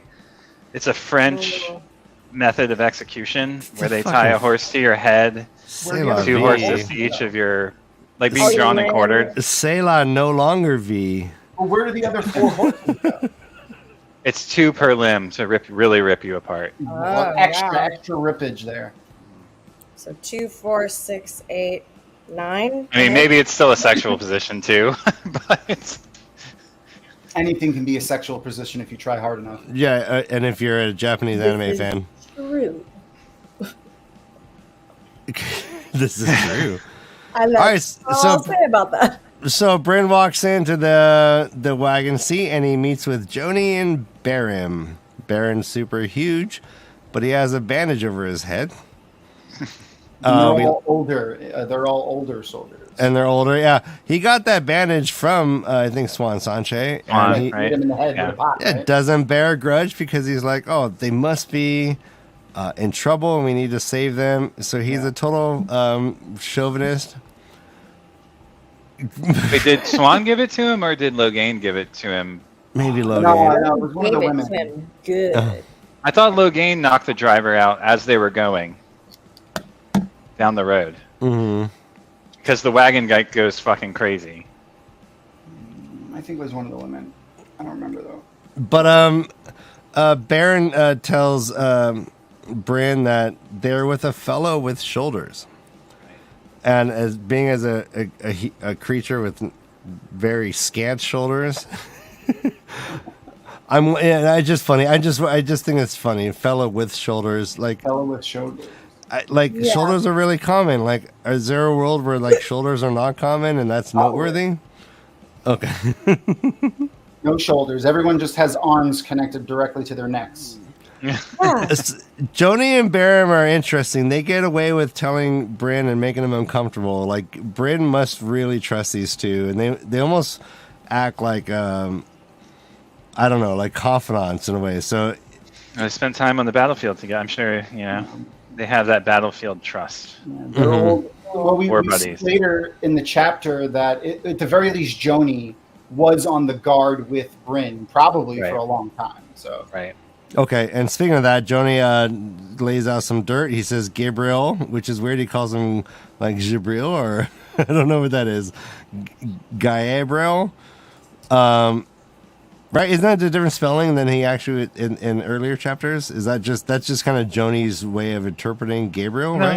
No, No, that's that's Gabriel. how he That's spells always Gabriel. his name. My yeah, goodness. that's how he spells Gabriel. And All right, you know what? I listen to audiobooks most of the time. All right, they're saying Gabriel's amassing an army of loyalists called the White Lions, and that they're firing all of the old guard that were loyal to Bryn. Right. And that these white lions are sworn not to the queen, but to the throne. now, yeah, and Bryn's like, hey, it's just fucking nothing to do with this. Leave it alone. Leave it alone. Not our problem. Now, and I think there's another. What else is happening? He gets another bit of news that's not good, and he's like, "Not our problem." I don't have it in my notes, but he basically gets like 2 big old hits, and it reminds me of like Jon Snow at the Wall, and he learns that his brother's at war, and everyone's like, "Hey, man, you can't leave." And right, like this moment right here, it's like it feels like Joni and Baron, like, what are they trying to get out of this? Why are they doing this to him? Why are they bringing this up? Why are they he doesn't clearly want to hear this stuff? What do you think they're after? There were the other bit of news that he got was that the White Cloaks were looking for Mara. Ah, okay, yeah. Right. He's like, none of our business. Those are the two. Well, no, that one he was like, that means we gotta get to her before they do, basically. Yeah. Mm-hmm. But no, the other thing that you're referencing, I think, is when they get back to the camp where he has his other soldiers. It's when they bring up the time when Bryn met with or got yelled at by the Amerlin. Amerlin, right? Yeah, because they didn't want to bring it up because they were basically talking about Morgaze and. Mm-hmm. Mm-hmm. She who shall not be named. Yeah, but then he kind of he notices that his men are like kind of like being like it brings the mood down, so he decides to lean into it and joke about it to show that he's comfortable and fine. Yeah, and so Bryn's amazing. He's like one of the greatest like stand-up comedians. He reads the room. He's like, oh hey, no one's liking the gay jokes. Let's move on to like anti-Trump jokes. Hey, everyone's happy. And he hits that hard. No, Bryn like it's several times like he knew when Baron was like holding something back, and there's a mention where he's like Baron is always surprised. Yeah, when Bryn knows he's holding something back. Yeah. All of these slight mentions really create like this very quickly like a depth of the relationship, which is cool. I like this part a lot, huh? I like how he's like there's a particular scene where he lets Baron go off on a tangent for a minute, and then he's like, "Did you hear anything about the girls?" And then he says patiently. Right. So I would really like to see this on camera, like this exchange. It would probably be really fun. Yeah. So I just feel like this is another one of these spots where we're getting like the author's experience in the war kind of like translated in through the like, lens of these characters, right? Yeah, totally, Josh. I could not help but to think about Robert Jordan's real life and how this may have mirrored some of that. Mm-hmm. And it just felt very much like he was telling a story about somebody that he knew or something, very familiar to him in his life. And it's well told. Soldier rapport. So let's Battle Bros, as Howie pointed out that Todd was there, right? Battle Bros, yes, Battle Bros. Let's hone in on this for a little bit. Obviously, Bryn is himself, like Josh mentions, like why is he sitting there having these like kind of contradicting internal monologues, or what's going on with Gareth Bryn? I don't feel like he is having a contradiction. I think that what we see here is someone who's come around on his own internal state. Right? Okay, but what is okay? Thank you, but thank you. Yeah, let's not belabor that point. My question is, why are we here in the first place? What is he after? What is happening for him to be like leading his soldiers on this? Right? Like, what do you think's going on? What's underlying all of this? Because this seems out of character in so many ways. Well, he's searching for. So I was actually going to ask this question when I rereading this chapter, and it's funny too because how Kay said is the Wind Tavern. He even himself often during this chapter thinks like, should I really be chasing her because she broke an oath? Like he says to himself that he's only chasing her because he's curious as to why she broke this oath. And then, also I want to hold her to the oath that she swore and stuff like that. So, well, I think his dialogue Swan gives us some clue about this when they meet, right? Like we get here, he's met the Amerlin. She's gave him a talking to. And when they have their interaction early on during the trial, Swan's like, faces are easy to forget, but voices are never forgotten.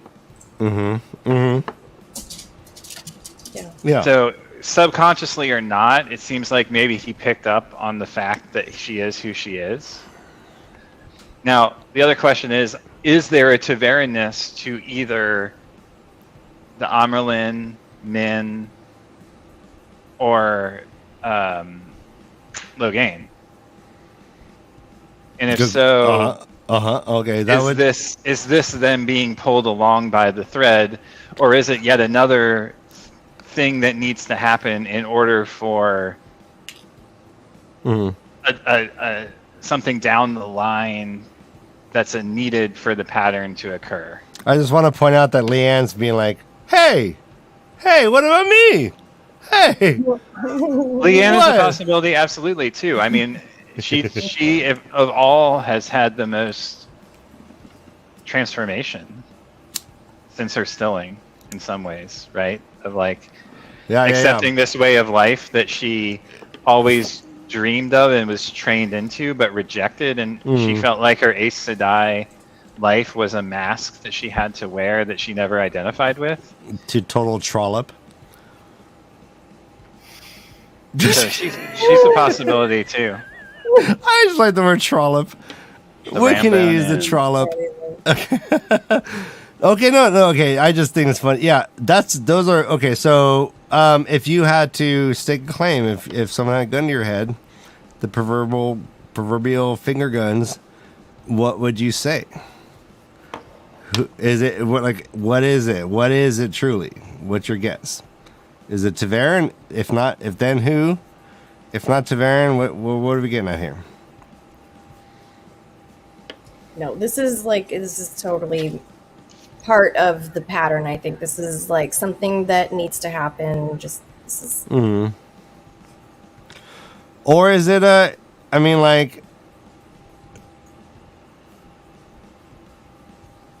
he seems to have like positive thoughts about her, right? Like, oh yeah, 100%.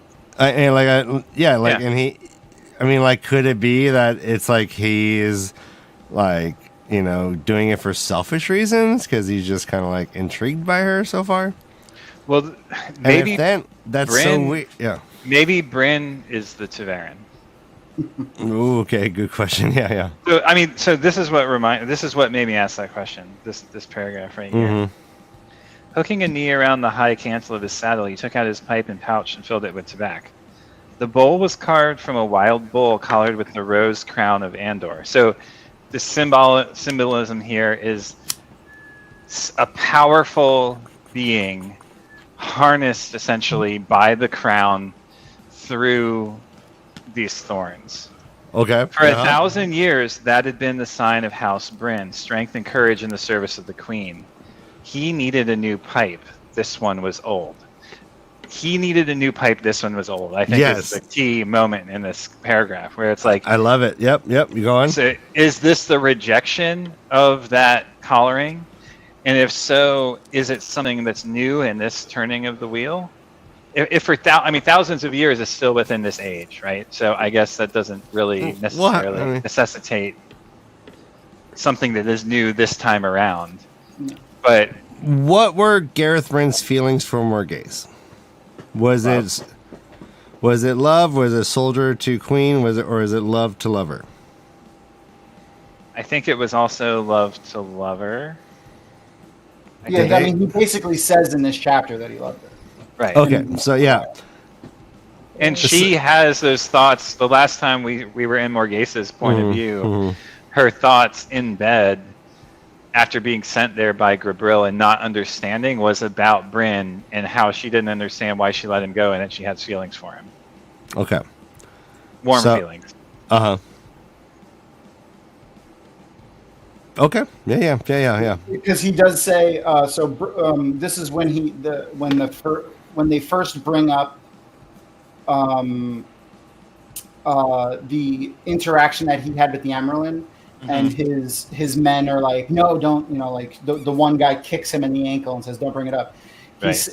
Bryn thinks to himself, it was time to put the past just because a woman whose bed he had shared, and more he had thought. So he loved her. He knew he loved her, but he thought that it was reciprocated. And we know that Tom wasn't the only one who the queen connected with, right? We learned this when Tom speaks to Elaine about her mother, right? And he's like, being a queen is lonely. And Brynn was another one of these lovers who she had in her bed, right? And she also does seem to pick, like, I don't want to say, no, yeah, I mean, when she chooses people who she gets close with like this, they're always good people. Like she's always like top, but except for the marriage that was forced upon her with Tarangale Damodred, who is like a piece of shit. Yeah, a piece of shit. But Tom, a genius, a good man, and very, very smart and skilled in not only warfare but the game of houses and stuff like that. And then the same thing with Brynn. Also, they're both older than her, but I don't think that's really poignant. Mostly just the fact that, the older men seem to be smarter and more to her liking than the younger idiots. But, he's also a genius, tactically, and also a good player of the game of houses. Not as good as Tom or Morgaze probably, but a good player nonetheless. And Damodril was Moiraine's uncle. Damodred, yeah. Tarangale Damodred, yeah. One of the brothers, yeah. There was multiple brothers in that family. And they were the ones who started Dail War as well, right? His brother, who was his the brother, king. right. Lamin Sin. Tree killer? Is that what they call him? Tree killer, yeah. Yep. That's what they call all the Karhinen. Or Karhinen. Yeah. All right, so end of the chapter. What do your notes say? Let's exhaust your notes. I think we got everything. I just want to bring up another thought that Gareth Brynn had was so this is after he meets back up with his men and he's like, all right, we're gonna go. There's two points here. The first one is he's too old to go chasing after a pretty pair of young eyes. So he's already kind of admitting to himself that he likes her. Right. And then that's also when he says, who are young enough to be his daughter or granddaughter.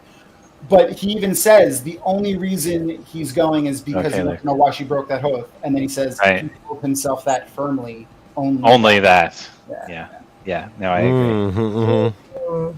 He also then to Kay Sedai's point, he says he would chase her to the pit if he had to chase them to Ebadar or the pit of doom, he would find them. Right. So that's like not a normal, drive. Yeah. Not a normal amount of commitment there. Seems like a little extraordinary. Yeah. Absolutely. Good point. Everyone's looking at their notes. I love it. Well, yeah, let's jump into chapter 13 because it's long. It is a little long, this one, yeah. So this one is a small room in Sienda, and we got an elephant. Yes. Yeah. Or an olifant? Olifant. All right, so this is in Elaine's POV. They're going to Amadisia. This is where we got my quote from this chapter. Yeah, so Nynaeve is acting out. She keeps going, oh, okay, my lady. Oh, whatever you want, my lady. Oh, do you need a cup of tea, my lady? Blah, blah, blah. Super fun to read. One of my favorite. Oh, I keep rereading over and over again because I just love seeing Nynaeve act like this. I really hate that Robert Jordan writes her as like a petulant child sometimes. Totally. She is a petulant child. She's annoying to me. I don't like her so far.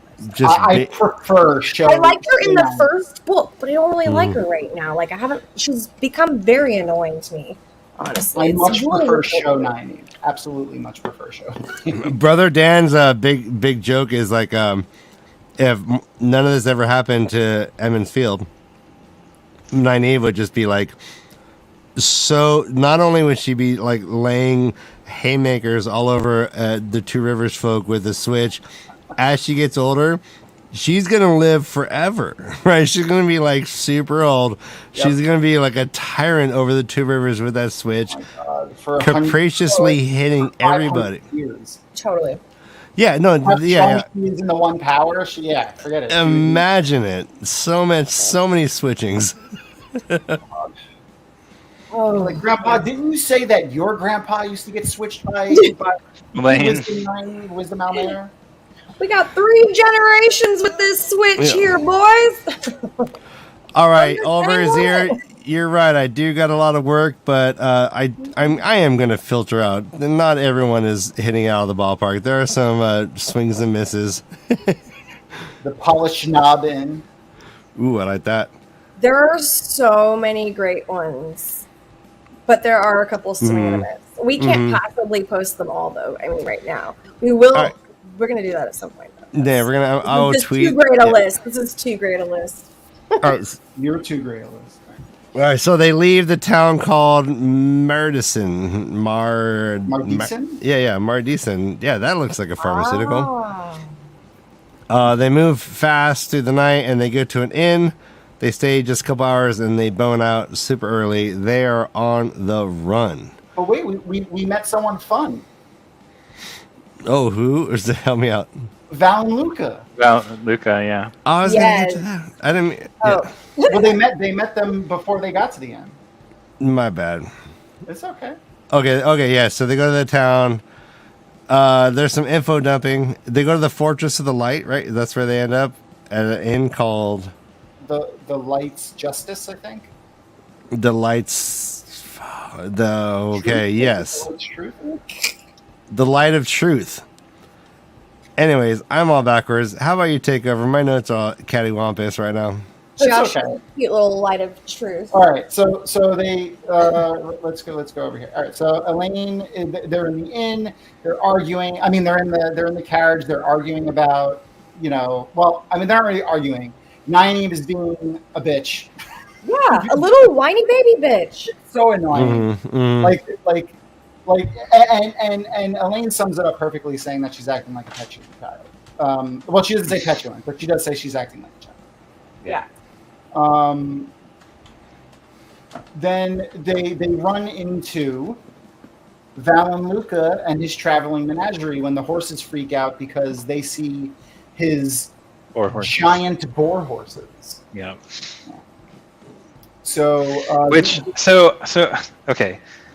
Go ahead. The boar horses are the multi-eyed things that the Sei-Chan used. Multi-eyed? Yeah, I mean, it's three-eyed. Three eyes, right? Did they have 3 eyes? Those were the Grom, I believe. Right. So are these Grom? Oh, a couple of Well, brown. she does say that these are larger, like they're The large. Sei-Chan used them for work animals and for war. Work animals. Yeah, that was the key thing, was the work animal ones. Okay. They are not Grom. They're not. Yeah. Oh. Okay. No, I assumed they were. Bro, they're giant boar horses. Yeah, they're giant. Val and Luca make sure to correct Elaine when she says boar horses. And he's saying they're from Shara. They're from Shara, yeah. Do you think this is accurate? Que será eso? Okay. Which part? Okay, ¿cómo? What about it? Are the giant boar horses from Shara, a fabled land called Shara? Well, I mean, it seems like they would be, because they're not of this earth. So it does seem like they would be from a weird place that doesn't actually exist. Okay. Okay. Do you think there's a place called Shara, Josh? Is Shara not the place that's beyond the Aiel Waste? Are there giants there several times the size of Olgiers? Who knows? That sounds pretty specific. I'm going to say yeah. Okay, you're saying yeah. All right, so Now, so this is all what Valanuka claims. He said, I traveled to exotic lands. I went to the lands of Shara. But he went there personally, too. Yeah, and he captured these beasts and brought them back. Later on, Elaine's like, I don't buy that. Yeah, Not even even- sea folk saw no more of Shara than the walled ports. We've already learned about this, right? Yeah. Uh-huh. When we were Elaine traveling corrects with the- him in her mind while he's saying it. Right. Yeah. I mean, when we were traveling with the Athan Mier, we learned about Shara and about how they have a limited view into what it is. They only see the trade ports and nothing more, and everything else is walled. Yeah, so that's kind of... So, are we to buy anything Valanuka says is true at all, then? Right? No. Like, okay. Yeah. I mean, Elaine busts out her lady... her daughter... Her lady parts? Well, yeah. Not yet. She busts out her daughter air training in her mind when she's listening to his story and is like, yeah, no, not even the Aiel know anything about Shara. He's never been there. And she does think when she's the one that remembers seeing them in Fallen.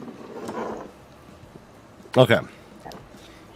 So, Valanuka is just like, oh, let me perform for you, which is like one of the cheapest OnlyFans commercials ever. It's just like, please. What do you say? He says something like, the way he words it is ridiculous. I forgot what it is. He's like, let me entertain myself by telling you this. I forgot exactly. Okay, yeah. So he's basically like, hey, if Elaine said yes, they would have went around the tent into a dark alley. Yeah. He would have pulled his pants down. Yeah. He would have jerked it like it's never been jerked before. Performatively, tastefully jerked it. But yeah, You forgot about the beings with no heads too that he saw in Charlie. Oh yeah, okay. So beings with no heads, giants twice the size, gigantic people twice the size of Ogiers. What else did you say he saw? Cities made of solid gold, snakes that can swallow a man whole, birds big enough to carry off a full-grown bull. Okay. Veritable gleeman right here. Yeah. I mean, at this point where you're like, okay, that's all. Do you think we're going to see this shit? So yeah, do you guys, Josh and Kay, do you guys think any of bits of what he's saying has any kind of half truths in them? Aren't the boar horses just fucking elephants? Yeah, right? Are they fucking? Okay, She could smell the They're lions herself, but it was the three huge wrinkled gray animals that the horses gazed wild-eyed. Two were as tall as the coach, with big ears and great curving tusks beside a long nose that dangled down to the ground. Yep. The third, shorter than horses and just as heavy, had no tusks. A baby, she supposed. And what's the chapter title again? Chapter icon? An elephant. an elephant. It's an olephant. Oh. Yeah. In our case, I guess a giant boar horse, but A giant boar horse, in fact. That's funny. Your presence. I love how he says your presence overwhelms me. Which may be true.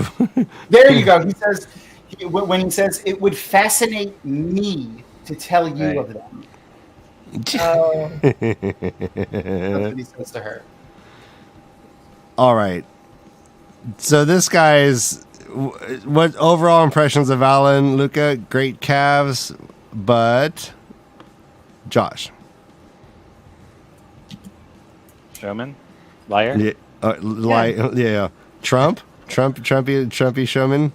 Tricky. Tricky. Okay.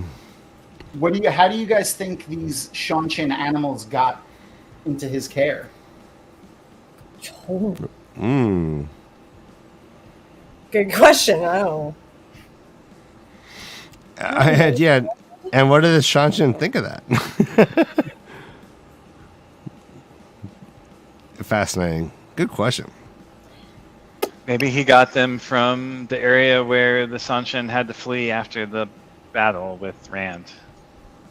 Okay. The ones that didn't go back on the ships to wherever, wherever they go. To the island off the coast where they went and regrouped.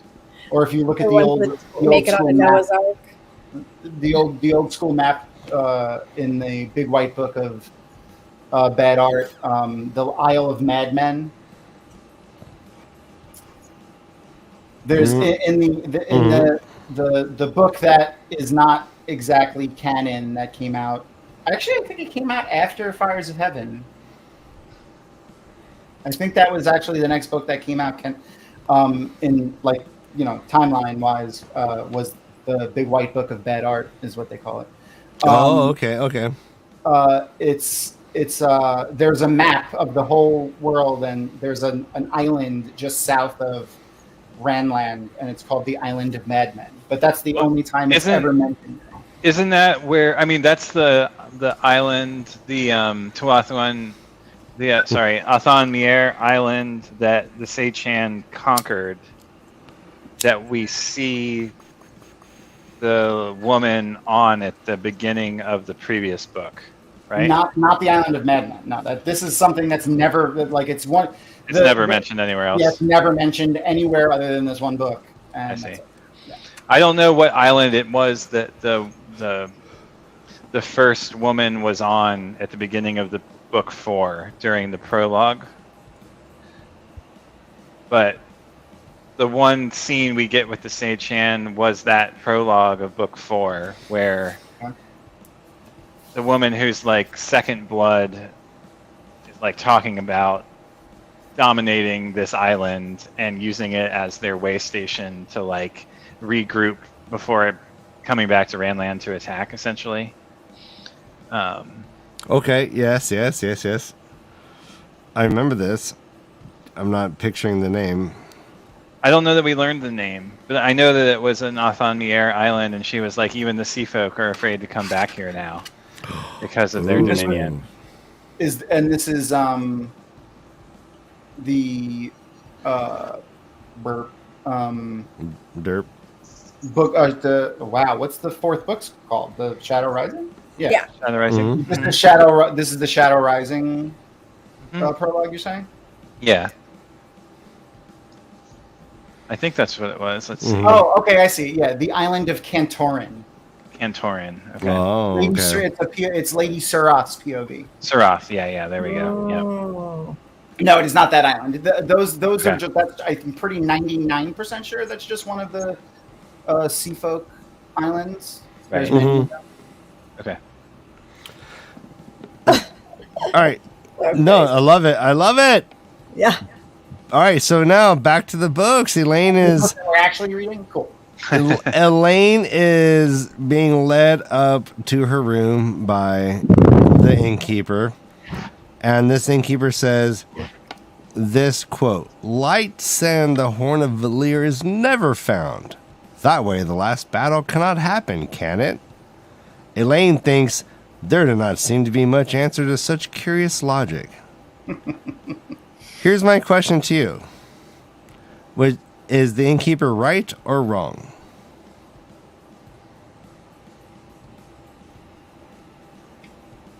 If they never find the Horn of Valir, does the last battle happen? Well, don't they have to have the Horn of Valir to call the troops to make the last battle happen? That has to be part of that, right? No? So you think it has to sequentially happen, right? Like you have to have the horn blown. I do think that's what the prophecy said. Okay, no, that's a good question. Yeah. So, I think the question is, what does it mean by the last battle? Can the Great Lord still have a fight? Yes.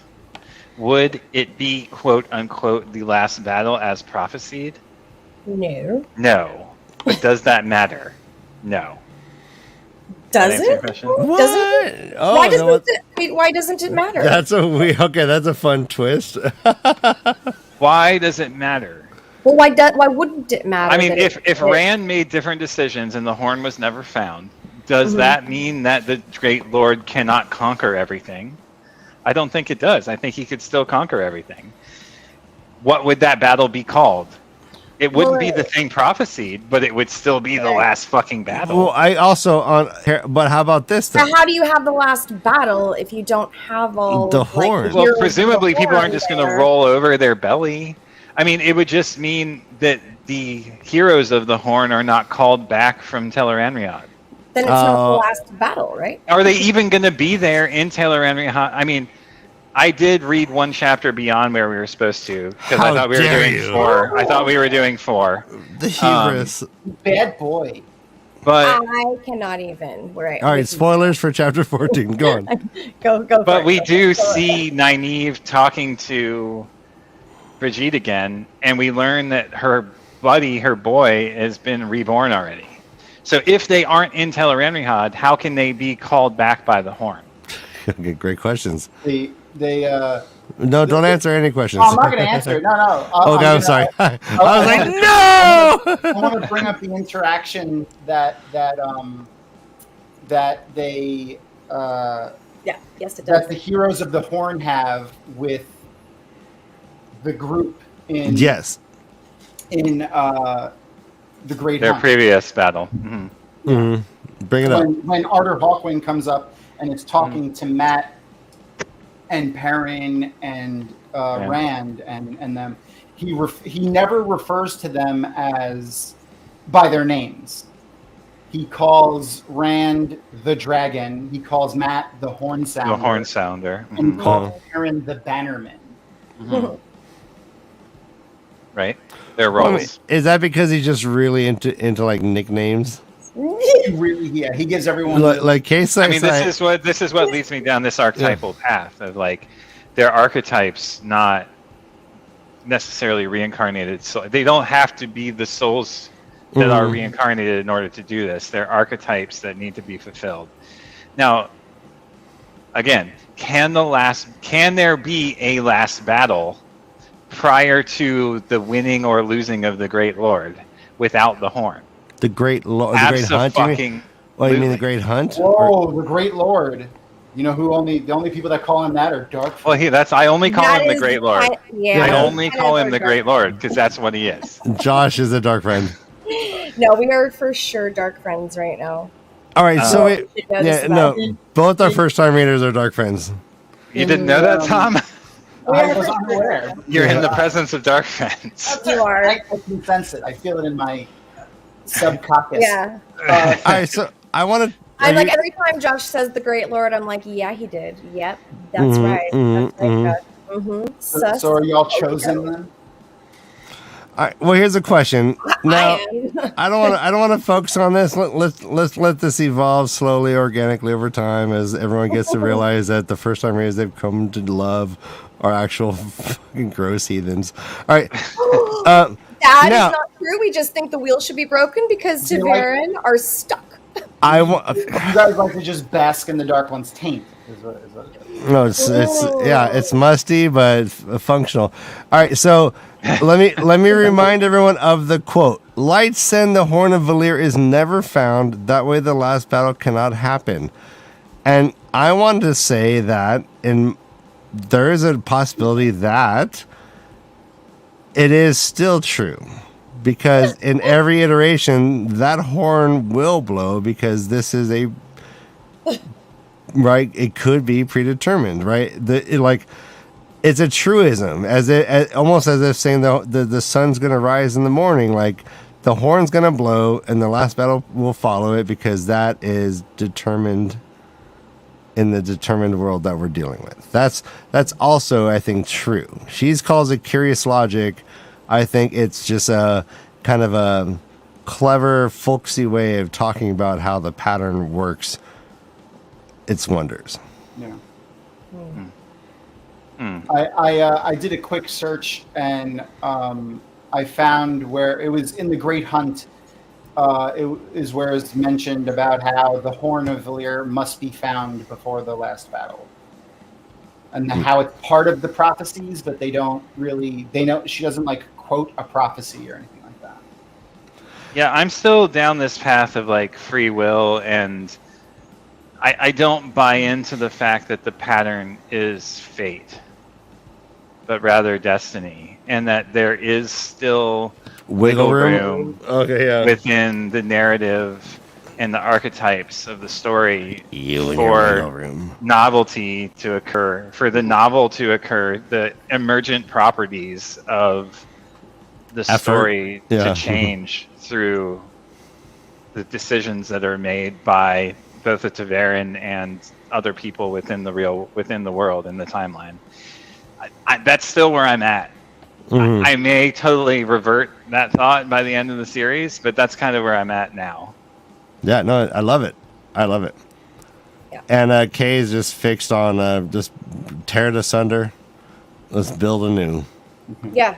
Yeah. They just need to like be done with this, like So- reliving so- the same thing over and over. You know, again. I took, which is crazy. I took Kay on a family trip to the beach, and she literally just started walking around, stepping on children's sandcastles over and over again. I was mortified, but I also filmed it I mean, how for terrible. TikTok. Hey, Hey, dark what? friend. So, That's hold what on. we do. Apparently, we step on children's sandcastles. Crush dreams, bitch. Hey, so you're for And breaking then the towers wheel. my ass. Sorry. What do you imagine it looks like if the Dark One wins? That people get to. I mean, everything kind of vanishes, maybe, and the Forsaken are still there because they're like the cockroach, and Yeah, they she's live- nice. They live on, and so does the Great Lord. So we're all Great dead? Dark Lord. Are we all dead? Yeah, TAVERN are freed. Like, it's finally done. They don't have to relive the same horrible story and with these prophecies that are just dooming them into these situations that are really hard to read sometimes because they're terrifying situations. And I don't even think we've gotten into like most of some of the shit. I mean, go to Jordan Con WalkCon, you're gonna know a little bit. You can deduce some shit. So I mean, it's like. So man, does like, time like go from being circular to like a straight line at that point where nothing repeats? I mean, I would hope that I don't know. Josh can probably answer that one on a like different level better than I can. But my idea is just that they would not have any like weaves. They wouldn't be tied to any threads of a pattern that is But there's still destined a to world. There's still a world. Yeah, still a world. That world doesn't cease to exist. It just changes in the way that time works, and people. Yeah, maybe it does become a more linear timeline. Then in that case, because they're not. It's not a wheel. They're not going around and around. So kind of like how the Chosen view it, like we'll win. The Dark One will remake time, and we'll get to rule over. Yeah. Okay. Yeah, but I mean, I'm not like rooting for bad people to rule. No, I just don't understand Chosen. them yet, and I think they all have they've all just kind of been crunched Just into the this Forsaken. situation. Not Huh? bad people, just the Forsaken. Yeah, just the first thing. The cockroaches. They're not bad to me yet. No, They all they're not. have like As very long as- specific intentions, but so do the Aes Sedai, and I don't think that all of their intentions are good Yeah, or I mean, or Asmodean- wholesome or for anybody else but themselves. And Asmodean just cut all the thumbs off of every artist in every city that he took over, and Masana brainwashed hordes of children into murder gangs. Just normal everyday. normal everyday things that we kind of know of our world. I mean, our world's going to shit. Maybe Forsaken have taken over America. Yeah, but what did this Yeah, I guy mean- do? It becomes our actual reality. I mean, Right? What Is about you, it- Justin? What do you think the world looks like if the Dark One wins? well, I think you can interpret it two different ways. You can look at it. So, is the Wheel of Time samsara? And so, in other words, is the Wheel of Time the circle of death and rebirth from Eastern philosophy,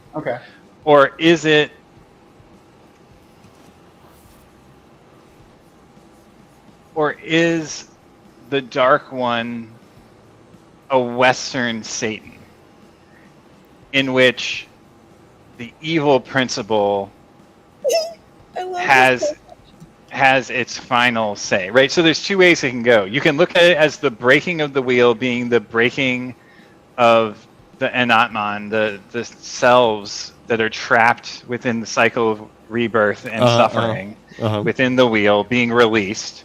So it's like Groundhog Day. Yeah, but also just like Bodhisattva, essentially like Rand as Bodhisattva, stopping the suffering of the world by leading the way as the Buddha, essentially. Yeah, and therefore all other souls being released from this cycle of suffering, death, and rebirth. But that means that the Great Lord cannot be the negative, the evil principle of Western religion. Because otherwise, everyone ends up in hell, and time is instead a linear thing where everyone is constantly suffering. How do you interpret the Great Lord, and what does it mean to end time? And we don't know the answer to that within the cosmology of the book at this point. But we do know there's Josh never won't commit to an answer because he doesn't have enough information. Yes.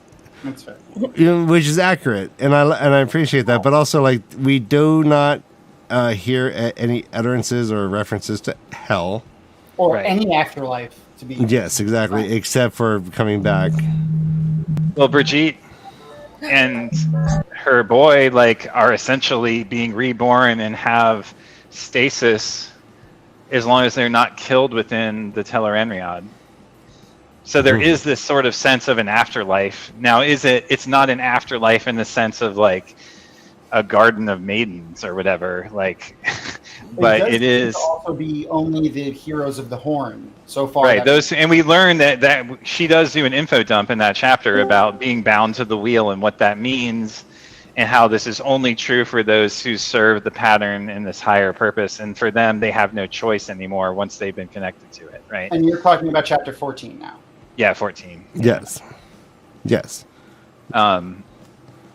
Yeah, sorry, I forgot that Ryan, you had said at the end of the last show. No, it's all good. No, but yeah, there's so few rules. Spoilers for chapter 14. There's some interesting dialogue in that specific. Some really interesting dialogue in that chapter. Yeah, for sure.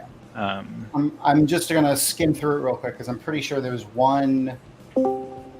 There's a quote from Bridget that I think she talks in this that she says in this talk. That she says in this chapter. Oh, I think we have a Discord loop going. It's done. Okay, thank you. So yeah, I mean, the short answer is, Tom, I don't know what it looks like, but it could look at a bunch of different ways depending on the way that the cosmology sort of falls out.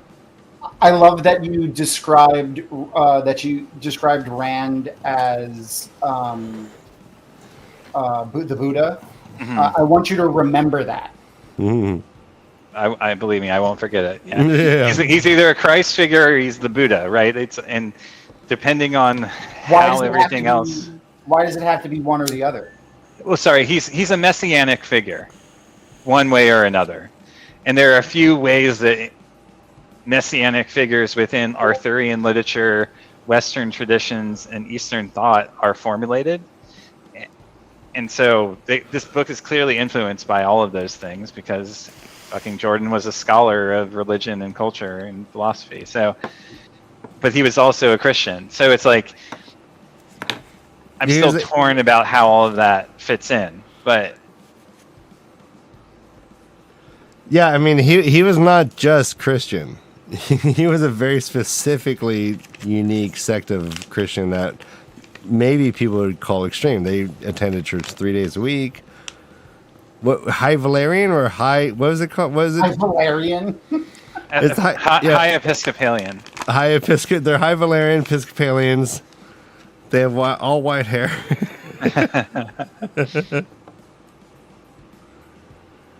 No, yeah, it's fascinating to put it all together because he's also like a scientist. Yeah, I mean, I don't know if you ever. Gnosticism comes up quite a bit in my mind in reference to these books as well, and this idea of like which is the Godhead in the the story the higher God, or is it the self-referential God who is essentially the God of the Old Testament? Yeah. Again, it's hard to say, but I found the quote that I wanted to mention from chapter 14. Bridget is or Brigitte is talking to Nynaeve, and she's Nynaeve is asking her to let her out of the promise that she made about not telling anybody that she's talking to her. Right. And specifically, Brigitte says the prescripts say that we must not let anyone know that we reside in Tel'aran'rhiod. Right. What are the prescripts? Yeah, we've heard about them a few times. Yeah. Who are they written by? Yeah. Where were they formulated? There's so much just in that one sentence that you can go off on a tangent for. Well, we know that there's these things like this with the Aelfin and the Elfin as well. There's these agreements that were formulated at some point in prior history that were binding. What's that? With who? With who? Yeah. I mean, I assume with the previous high society, high technology, high culture, fully integrated magical society that was at the height of some previous turning of the wheel. Because they even mentioned that the Horn of Valir existed before the Age of Legends. Right. In the first book. Yep. Mm-hmm. So is the horn itself a mystical object, or how does it connect to the dream world and call them back? Does it use the one power or something different? And I think, I don't know if you've been around when I've mentioned this before too, but there's a lot of indications with Lanfear. The wind, because there's blowing involved. Yeah, the wind plays the Horn of Valir. Yeah. Or the wind is from the horn. Lanfear indicates quite a few times throughout the text that she uses something outside of the one power, outside of Sidon and Sidar, to do her work, or has in the past. And I don't know what that thing is, but I find it fascinating. And the fact that when she shapeshifts, there's no telltale signs of Sidar being used that other channelers can see is fascinating. Yeah. So I don't know. That's so like, what is that? It's just next level. Like we don't have that information yet. That I know of. Actually, so Howie Stevens is asking, has the horn always existed? Is it infinite? That's a great question. It's a really good question. Yeah. Is the horn the locus of the creation of the pattern and of the iteration of the wheel? I mean, would be another way to look at it. There's another thing that they mention. Again, this is mentioned in The Great Hunt, so no spoiler. How when they're using the portal stones, and again, it's actually Varen mentions it in the Shadow Rising. Actually, when they use the portal stones to travel, they mention how the Aes Sedai of the Age of Legends often wouldn't use them because they didn't even understand how they worked. Right. Because those are also left over from a previous age, high technology age. Great. Like the Age of Legends looks, or it's described, like as it kind of seeming more like our world currently, like Mercedes-Benz, Starfound, different. Well, that was the Age of Legends.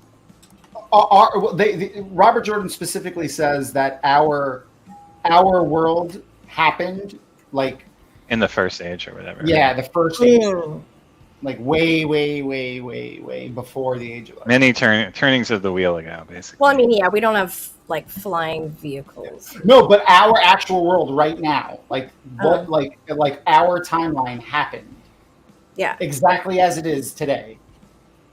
In the past of In the past of the Grandlands, right? Yeah. So there's a theory of that it's present in a lot of world religions about, and you see this specifically in like Vedic and Hindu thought, as well as other places, that creation came from sound, right? That like the Om is the origin sound of the universe, right? There's like a notion that like sound is the creator. What if the horn is that thing? Oh, it's just Very cool. Is it related to the song, you think? Yeah, to the song as well. Yeah, I mean, we get that. We see that in the cosmology of this world too. And the song that the Nim rings during the planting of the field, right, in Rand's visions Ogier used Druidian, tree singing, which is another. It's a tree a singing, right? Outside of the one power. Right. So there's a lot of interesting use of like sound as Kabbalistic kind of magic, essentially, like something outside of the scope of the subdivided one power. Yeah. The Valar and the others sing the world. Oh wait, no, that's the Lord of the Rings. Well, I mean, there's a lot of similarity. I mean, again, like there are a lot of similarities. There are so many similarities. This is true. Hey, Not I'm as many as the first part, but. Right. curious. Tom, what are you drinking? Tito's. Nothing to do with the Wheel of Time. Everyone thought it would. Fabulous. Okay. Yeah, we got Grey Goose going on. I prefer Tito's. To Grey? Yeah. It's smoother. I think Tito's is smoother. Tito's is smoother. That's Interesting. I'm gonna have I don't to. think that we have not done like taste testing, so. All right. Wadaholic is saying you're surprising and delighting him, Josh.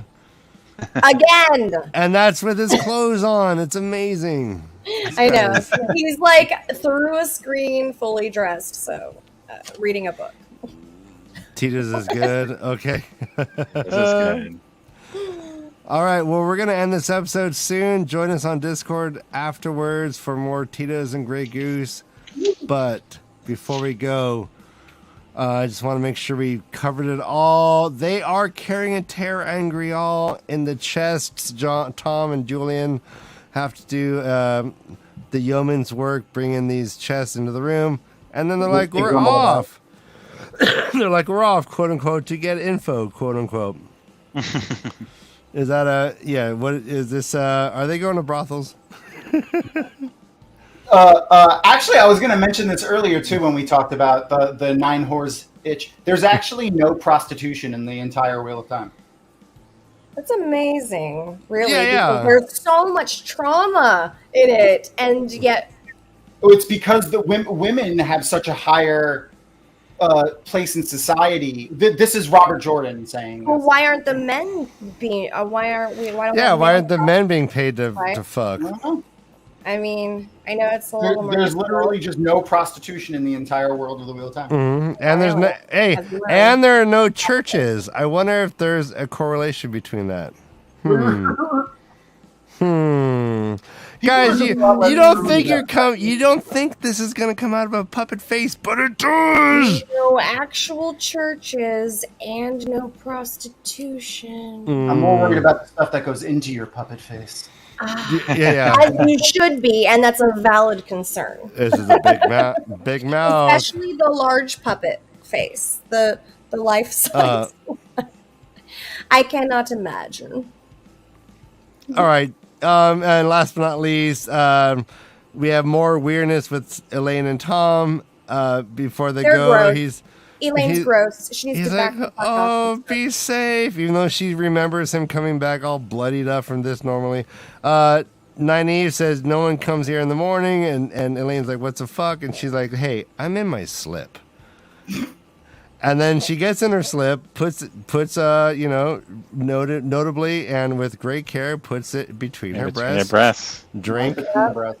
And then she goes to sleep and enters, we assume, Tel'aran'rhiod like a champion. What did I miss about chapter 13 before we end this amazing broadcast? Elaine is nasty. Nasty, nasty, nasty. She's nasty. Go on. Go on. All over her, like previous Not a daddy? stepfather. So, yeah, hashtag not a daddy, but like kind of daddy figure All right. to you at one point. You bounced on his knee and he absolutely didn't You care. did miss a Bella, but if there's a Bella undercurrent, if I see more Bella talk, you know how it works. There already is, right? Is it happening? It's happening. It's happening. It's, She well, is the dark one. you or know, the creator, hey, or both. wait. So no, Bella's had a big night. First, she went to Gilman Street and saw some metal bands, and then she went across the bay, went into San Francisco, took some Molly, and now she's at the club.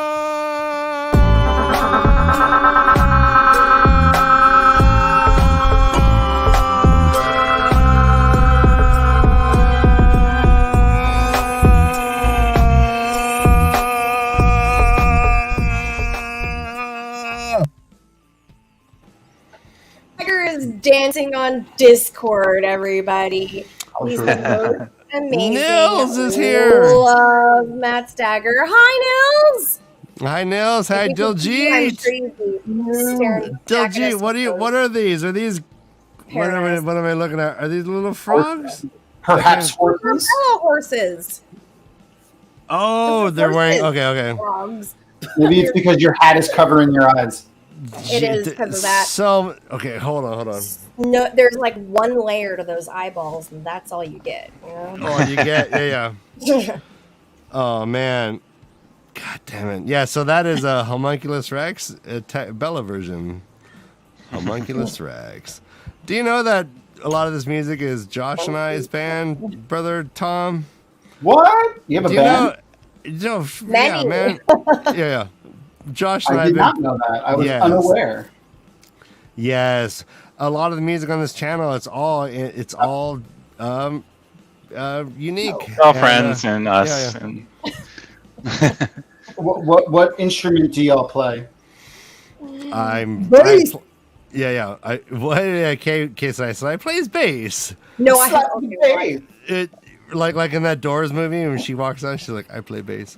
I have a friend decided to join us. I had to stop him before he knocked over my drink. Oh my god! All right, well Oh, here, good save. bonus points to Tom for bringing in. Yeah.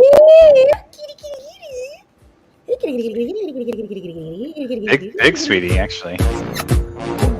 All right, this is for the cats. We love all cats. I want to pet your cat. Let me pet your cat. Will he cut me? Will he trust me? Will he buy me? I won't let it. I won't. Hey, I'm the cat whisperer. I'm the cat whisperer. What are you talking about? What am I talking about? I'm sorry. Oh, That sounds like a good time. all right. Josh is still looking at his notes. The cat whisperer. Yeah, that's me. I bet you are. I'm very good at pussy. This is my old man. He's 18. Oh my gosh. He's beautiful. And he still likes you? Yeah, he loves me. Look at he's so loving. At some point, they're just like, hey, if you're not giving me everything I need at every moment, fuck you. Oh, he matches your shirt. He does. Does. It's almost hard to see him. Oh, yeah, so after show on Discord, you have to be a member of our Discord channel. So far, this is all barriers of entry, but soon it's going to be Patreon only. We're going to start a $1 tier so that all of this fun shit we do after is at least you gotta really want it. You gotta want it just a little bit. We spent a lot of time. I'm there for hours, but it's so much fun. It is the best time. I love it so much. I want to be there. We're supposed to be every going to night. bed. I mean, Our doctors say go to always bed. Our therapists say, hey, stop with the Discord, go to bed. But we're like, no, they love it. We want it. We want to connect. Give people what they want. We're here for that. Exactly, Tom. You got to give the people what they want. We're here for that. You think that's They want this. Uh huh. Who doesn't? They want me to have a sweaty ass hand. Oh, also, yeah, we got a They want Patreon. this gaming. Sweaty ass. But Sweaty ass hand. That's also a good in name. Sweaty ass hand. Sweaty ass hands coming from a man whose Twitter is Luke Ass. All right, so yeah, talking about Patreon, not going to spend much time on it. Get in there, hit it hard, hit it quick. We love you. It really means a lot to us. But I want to talk to you, Tom. Tom asks, I'm so bad at this. I forgot to ask you probably the last 3 times you've been on the show. How can we find you? Well, Promote your shit. I'm bad at that too. When I do the lives, I know. One of my co-hosts, Kitty, usually messages me and is like, remind them who you are and where they can find the crap.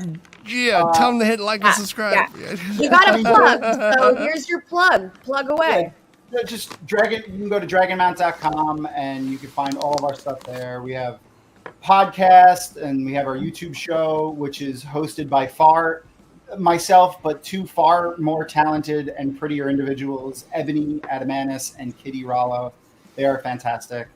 Kitty also does TikToks, and then the podcast is Kathy Campbell, Rajiv, and Maureen, who is fantastic. And yes, and on Twitter, if you want to just look me up, I'm just at Tom D. Simone, which is my name, nice and simple. And I think I have an Instagram. I'm pretty sure.